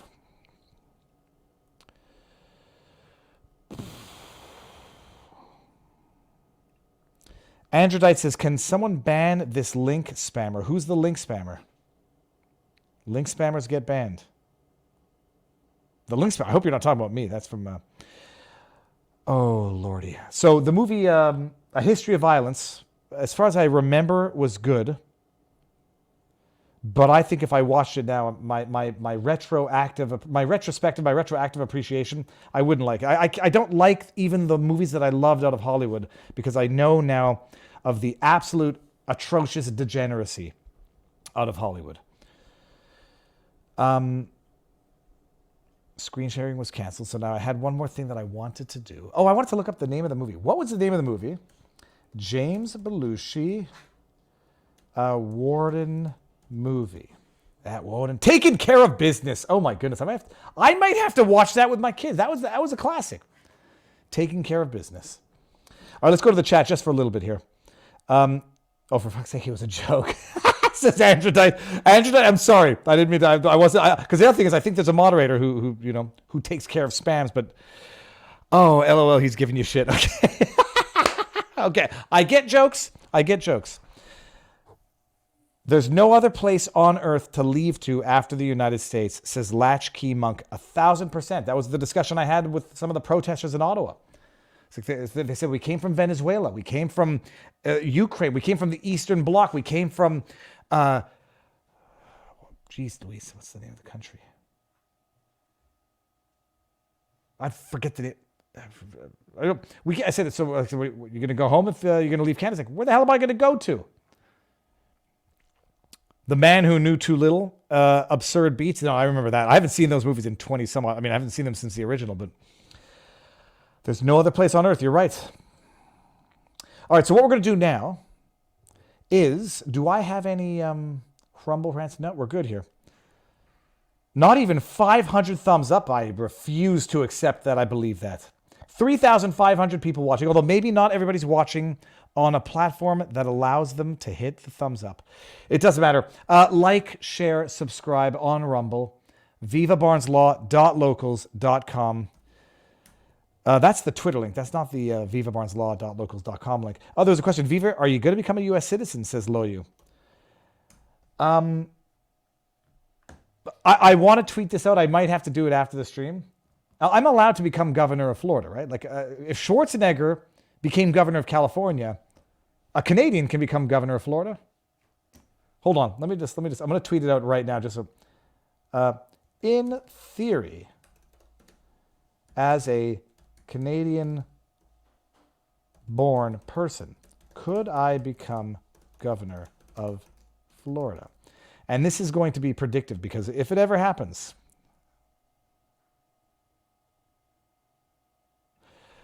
well, I think the answer is yes. I just don't know if there's different.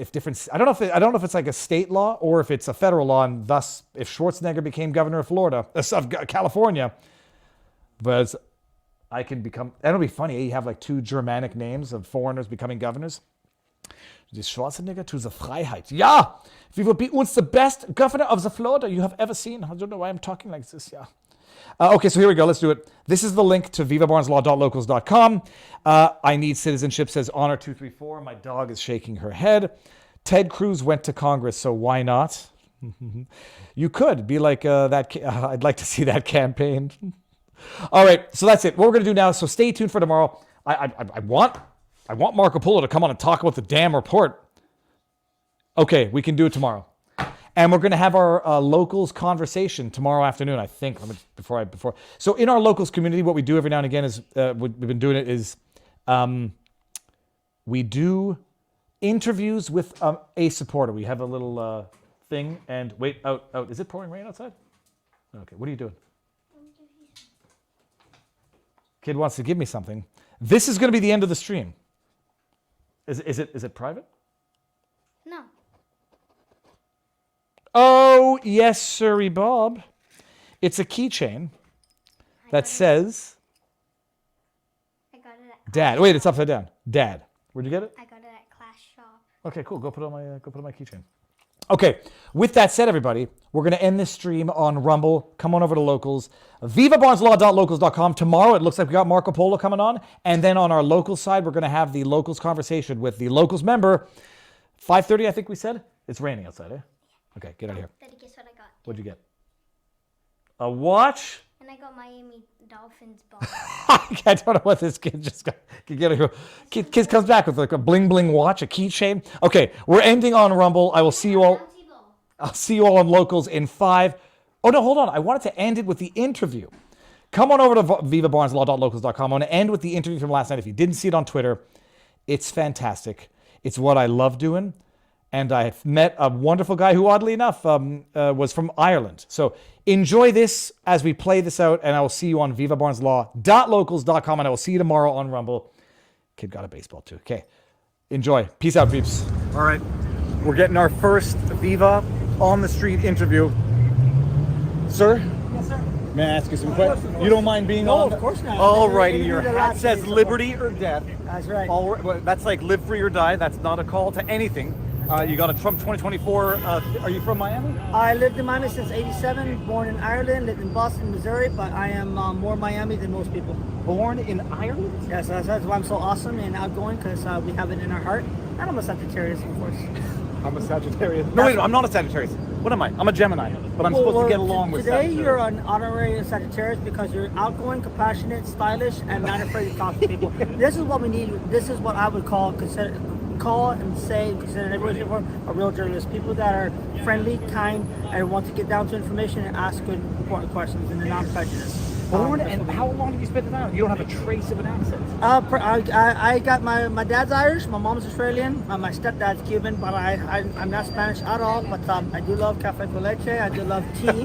I know what cafe con leche is. I've been in Florida long enough. I can fight too, and I love to talk. So I got the Irish traits of that much. You getting any hate for going around with? I've gotten much, but the shocking thing actually, and I got a lot of people that are both Republicans and Democrats who did not like Trump prior and who actually like him now, including one friend of mine who is hardcore Democrat, hardcore liberal, and he actually voted for Trump the first time because he owns a business. But I just am out here to talk to people, educate people, answer any questions, and also show my support for him, since most of the people are going to be up there at the rally in Hialeah. It's very important to understand. There's a rally in Yes, Hialeah. Okay. That's where Trump is going to be. It's going to be about an hour apart from this event here. Okay. So I came out here to encourage other Republicans to vote for Trump no matter what, because he is clearly better at what he does.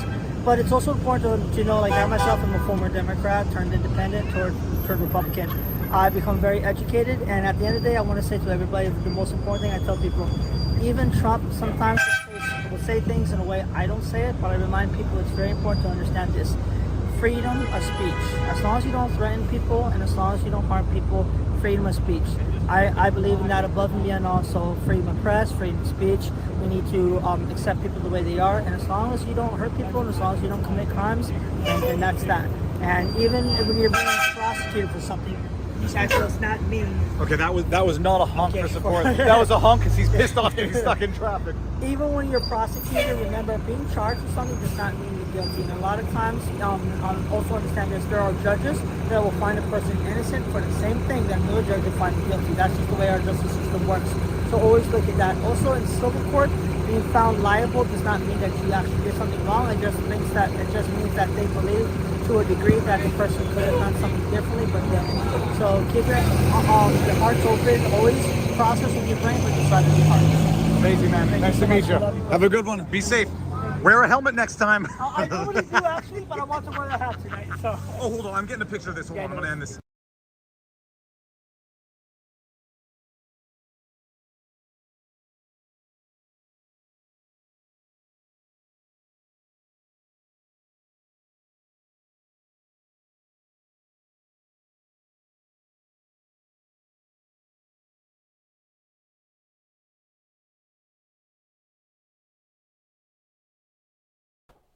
Oh, okay. Hold on a second.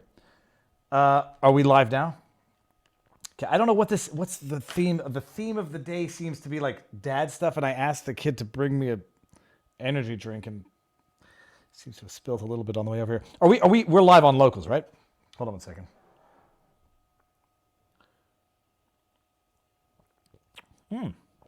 All right. Hold on one second. Are we here? Are we live? Yep. Okay, booyah. Oh, you know what the disgusting thing is? As I look at the screen in Locals, I have to see Judge Engoron's hashtag bonus torso photo. I'm just going to press play and put it on pause because I don't want to see that thumbnail anymore. How's everybody doing? I didn't end the poll to see how many people watched the... 77% said they did not watch the they did not watch the debate last night. Huh. How do I see the results of the poll? So 77%. That's amazing. That so few people. Hold on a second. Okay, doors closed. Let me go into the chat. What did everyone think of the debate last night? For those who watched it, why would he post his torso? Because he can't post his wang. Says Mighty Pay. Energy drink is in the cup. And it's not a one that's full of sugar. Although it's all over the floor. I watched on Timcast as Mighty Pay. No purpose in watching the losers debate. Oh man, what's amazing, and I think there was benefit to watching it. I was listening to Barnes on the way back when I was driving with the late night. But It was. I mean, Vivek is. I mean, he's going scorched earth. It's like Vivek realized. Well, it's a funny thing. I say like Vivek understands that he can't possibly win, and so he may as well just go full throttle with truth to power. But there's a way this plays out in my mind where,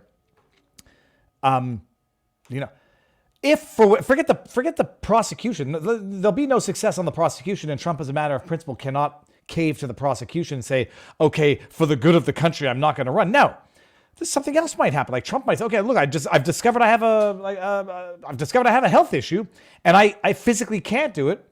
I'll still continue fighting these charges like hell, but I endorse Vivek. I think Vivek has the best chance of better chance than DeSantis at this point of getting Trump's base, especially if Trump endorses Vivek for whatever the reason. I mean, all things being normal the way they are today, there's no way this happens. But something, God forbid, you could think of health reasons, you could think of other reasons above and beyond the politically motivated persecution.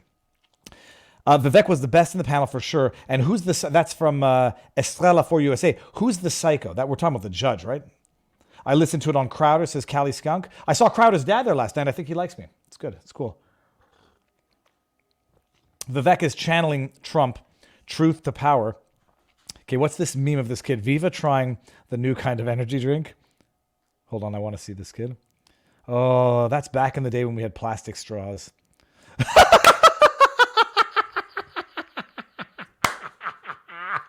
That kid just drank straight up lemon juice.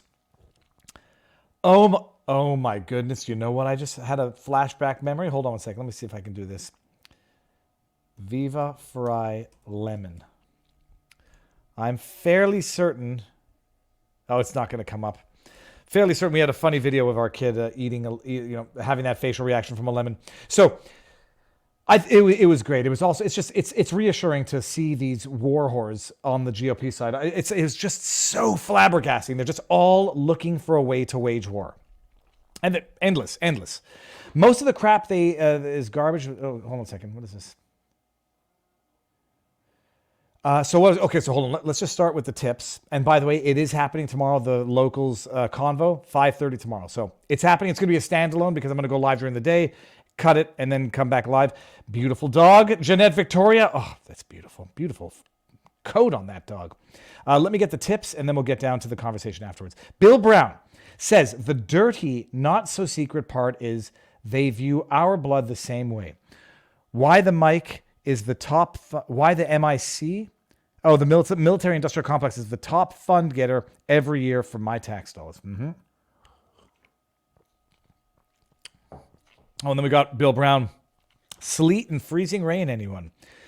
It looks beautiful, man. Oh my goodness. It's raining here, but I mean, it's actually, when it rains here, it's beautiful. It's like nice hot rain.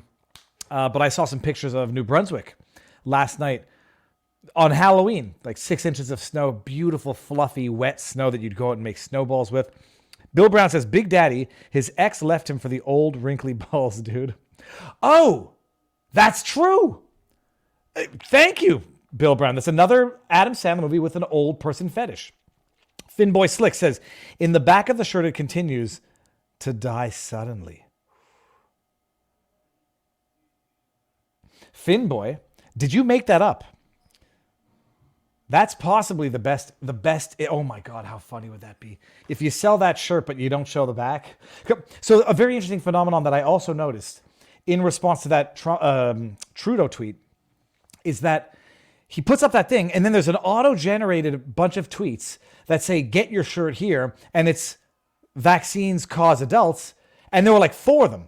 But all 4 of them were selling shirts from different websites. And so now I realize there's a whole, I bet it's an AI-generated method of making business where you just like scan the internet for words that are trending or words that are generating engagement, convert them into shirts, off these stupid shirt platforms, and then auto-generate these replies to sell the shirts. I mean, that's dude, if I could figure out a way to do that consistently, I wouldn't do it. It's disgusting and dirty, but that's a way for someone to make a lot of money. I'm just going to go keep plugging away Viva Barnes Law. Not Viva Barnes Law, Viva Fry merch. But I noticed that with respect to Justin Trudeau, the whole thing it was crazy. But that's a fantastic play on the shirt, which I might have to steal and try to run and ratio Trudeau again today. Finboy Slick says, sociopaths always seize the moral high ground. They cannot understand, much less identify, a moral position. So they always put themselves in a position not to have to. Their only option is to shout you down. Yeah. Jeanette Victoria says, I disagree. I know dozens of families who have moved to Russia and are happy they did. I can put you in contact with them.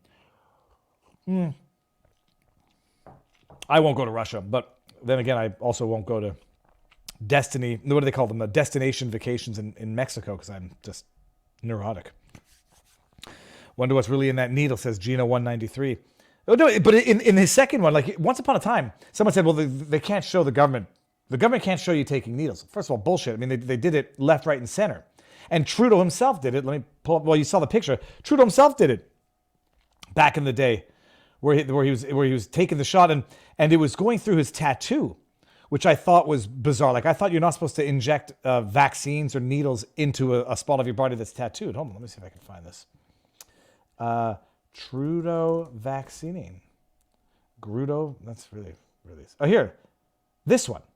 Like, this is the picture that he showed back in the day. So I don't think there's anything that prohibits. Right in his tat. Anyone in the chat, guys, are you supposed to do that? I don't think you're supposed to do that. Trudeau needs a few more jabs to be safe. So let's see here. Let's keep going down. Oh, am I sharing the screen? I am sharing the screen. Let's get rid of that. I can't stand him. Oh, did you guys see this? This is just, we're going to watch this in real time. Let me just make sure I can. I said that they're fabricating, they're fabricating an excuse to kill this guy. And this is, apropos the police state. I don't know if you've seen this. I thought it was a joke. An urgent manhunt is underway in the New Jersey town of Halmeda for a suspect in connection with the January 6th Capitol attack. Urgent? Capitol 6? January 6th? Oh, it's an urgent manhunt now for something that happened 3 years ago that we all knew. Okay.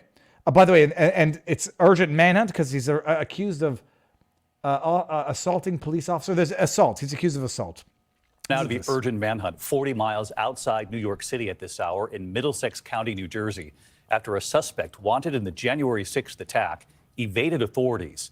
This was the scene in central New Jersey today, a massive police presence. For January 6th, like what was the worst thing that any of the accused did on January 6th? Assault on an officer is very bad. Is this a normal protocol when you're trying to apprehend someone for alleged assault? I don't think so. This is the type of protocol when you want to show the police state full force to everyday citizens and to intimidate anyone who considers themselves to be a conservative, Trump supporter, Republican. The FBI and SWAT teams called in. ABC's Stephanie Ramos on the scene for us tonight. Hold on a second. I'm sorry. I actually have to. I'm going to screen grab this because this is Orwell right here. Just get that. Okay. Look at that guy's face. So proud of himself. An all-out manhunt tonight. All-out manhunt. Why? In this small central New Jersey town just 40 miles southwest of New York City, after this man, wanted in connection to the attack at the Capitol on January 6, evaded arrest. Ooh. Gregory Yetman fleeing on foot into the wooded area near his home. Fleeing on foot? Are we sure that he didn't just go in the back to go fishing? Get the choppers. Get the choppers. State troopers, we will find him. Searching from the sky and on the ground. How much is this all costing? How much is this costing? This is how Waco got started. An absolutely wildly insane response to a non-threat. They want.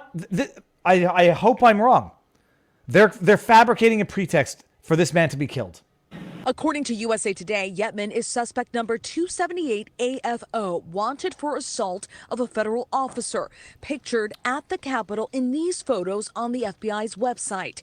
In an interview earlier this year, Yetman indicated he was at the Capitol that day, but said he did nothing wrong.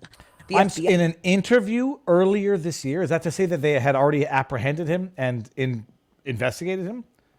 I mean, was in an interview, was he going around doing like podcasts? What type of interview was that? Leading the multi-agency manhunt in the town of Helmeta. Officers in tactical gear, looking in vehicles, teams moving through backyards. This is insanity. Officers in tactical gear, pulling over cars, going door to door? Armed with long guns and canines. There were officers running through everybody's yards, asking questions. Even though the sun has gone down, we can still see Joint Terrorism Task Force agents going door to door. Terrorism Task Force. According to police, Yetman is in his 40s, last seen wearing a red jacket and baseball cap. He served in the New Jersey National Guard for 12 years and was honorably discharged in March of 2022. They are determined to clearly a terrorist. Detain this gentleman today. That is their effort. Tonight, authorities are urging residents to shelter in place. Shelter in place? I mean, this is it's not funny. Streets here in Helmeta were closed for a period of time. Tactical vehicles and law enforcement officers shelter in place? Because he lived in the community for 3 years for assaulting a federal officer, allegedly. Shelter in place, live in fear. And by the way, it's also about making your neighbors live in fear. It's about inconveniencing your neighbors so that you become a political pariah, that anyone who would dare be conservative, attend a protest, will be a pariah for their neighbors. We don't want to get locked in our houses again when they come to arrest you for bullshit charges, so don't do it. This is to terrorize. This is to create public pressure, community pressure, to divide communities so that the community suffers because of what they allege this guy did. No question about it. This street behind me, which is near the house where authorities believe Yetman was staying. David, it is still a very active scene here. All right, Stephanie Ramos. What a load of crap. Was reporting tonight, Steph. Thank you. I mean, it's so outlandish. It's so outlandishly outrageous. Oh, police state. Now you're seeing why I choose the sticks, says Bill Brown. Shaman getting off has them pissed off too. Yeah, has them pissed too. Yep. Mighty Piss says police. Maybe he was a plant that turned against them, says Aberg. Jeanette Victoria says they haven't gotten past the fact a January 6er was sped to Belarus. Who? Jeanette. Oh, anyhow, let's see what we got here. All right, let's go here. We'll go to some tip. Get some. If anybody has any questions, get them in, and I can see what I can answer. Might not be Barnesian answers, but it's crazy. I mean, it's insanity. It's absolute insanity. Now, what is going to be next? So, Marco Polo, we're going to have him tomorrow. It's going to be fantastic. Hold on.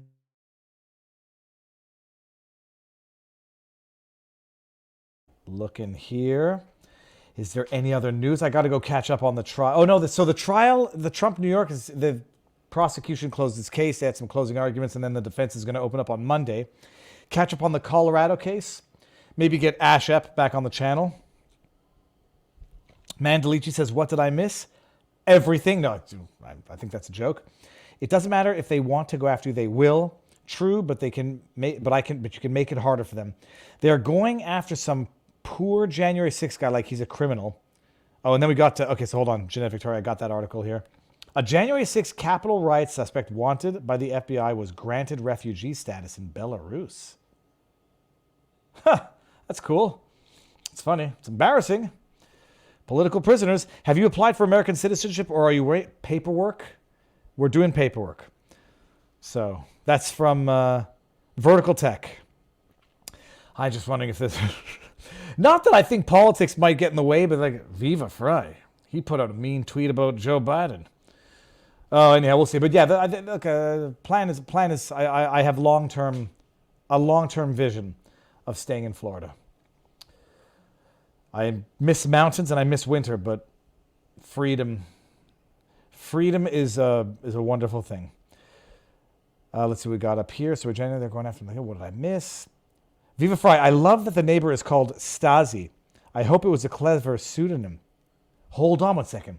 The neighbor is called Stasi? Let me see here. Urgent. I'm going back. Okay, we got this guy. Where was it in the video that the neighbor was called Stasi? Or is that a joke? There was this guy right here. Who's this guy?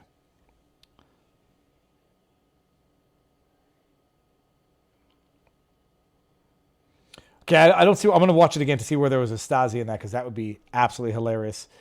Totally scary. Yeah, that's it. Oh no, it was the girl near the beginning. It's not possible someone's name could have been Stasi there. Okay, so I'm right at the beginning. I'm going back.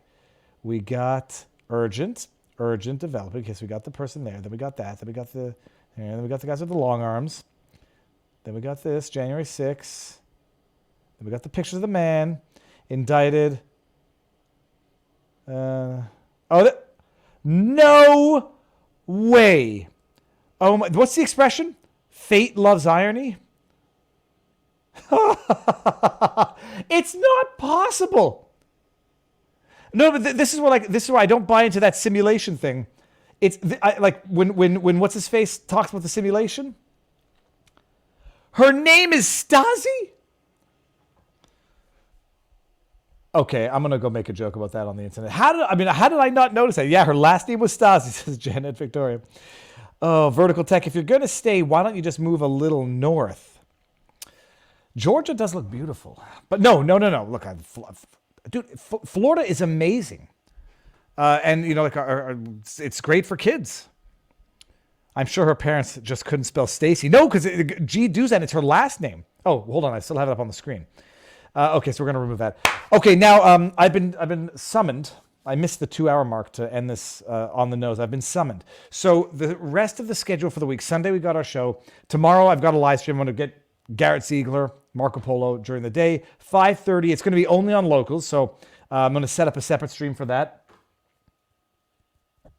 That is all. I think I'm going to go fishing right now in one of the ponds out here. Haven't been fishing in a while. Everyone, thank you for being here. Spinnaker, later. We live in the Matrix, says Sugarmaker. Gotta go, Viva. Thanks. Have a great rest of the day, everyone. That's Mighty Pay. I've been really curious as to what your kids think about staying in Florida and how they view the move. Vertical Tech. The youngest two loved it from day one. My oldest kid, needed to establish a network of friends and did, and now everybody loves it. Nobody wants to go back. I don't even want to go back for Christmas because you never know what's going to happen. They're going to Viva. You can't. We're detaining you. We're freezing your bank accounts. We'll see. No, everybody loves it now. Schooling is great thus far. It's public schooling, and we follow the curriculum. The only thing that sucks about Florida is everything. You have to drive everywhere for everything. So that's it. But other than that, look, it's great. The kids got to drive. The roads are a little crazy, and it's hot, humid. But it's winter now, and you wouldn't know it. So that's it. All right, so we're going to end it. Thank you all. As always, confirmed Viva now has a network in Florida. SREN, wait until a network of Diagolon-like militiamen. No, we got a network. We've got a network. I know people out here now. Bill Brown says, if they do, I know a fellow who can come and get you. How's the Jeep Mandalici? I love it. I think I need to take it in to have it not, I don't want it to break. So I'm going to take the Jeep in and we're going to take those because the Jeep they're both used. The Jeep just had lots of miles, 50,000 when we got it. So I want to make sure it doesn't break down. That's what I suspected would happen. The older ones usually have it harder, Vertical Tech. Yeah, and for me, crap, I didn't have that many friends in Canada. And I was already psychologically prepared. It's a big flipping thing to move countries. A tune-up is the word I'm looking for, and May 14th. So I'm going to go get the car tuned up, oil change, check it, make sure it's all good. I love the Jeep.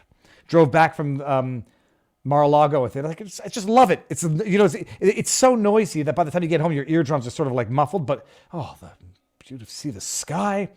Finboy6 says, "What? When that light comes on you, you sing, 'The little light of mine, I'm gonna let it shine.'" Take it to AutoZone. They'll plug it in for free. Ooh, there's an AutoZone nearby, actually. Although I'll give this, if anyone's in Florida, Japanese Auto Care. When you find a garage mechanic that you can trust, Japanese Auto Care. But I didn't know about that to AutoZone. I'll do that because the light came off, so I don't think it matters anymore. But Bill Brown, screen grab, thank you. Okay, no, I'm really going to go. I hear the kids. I'm going to go and we're going to do some stuff this afternoon. Everybody, thank you all for being here. Thank you for my daily dose of therapy. Hope it was good for you as well. Oh, now I visualize Engoron's boobies again. Enjoy the day. I will see you all tomorrow. Peace out, everyone.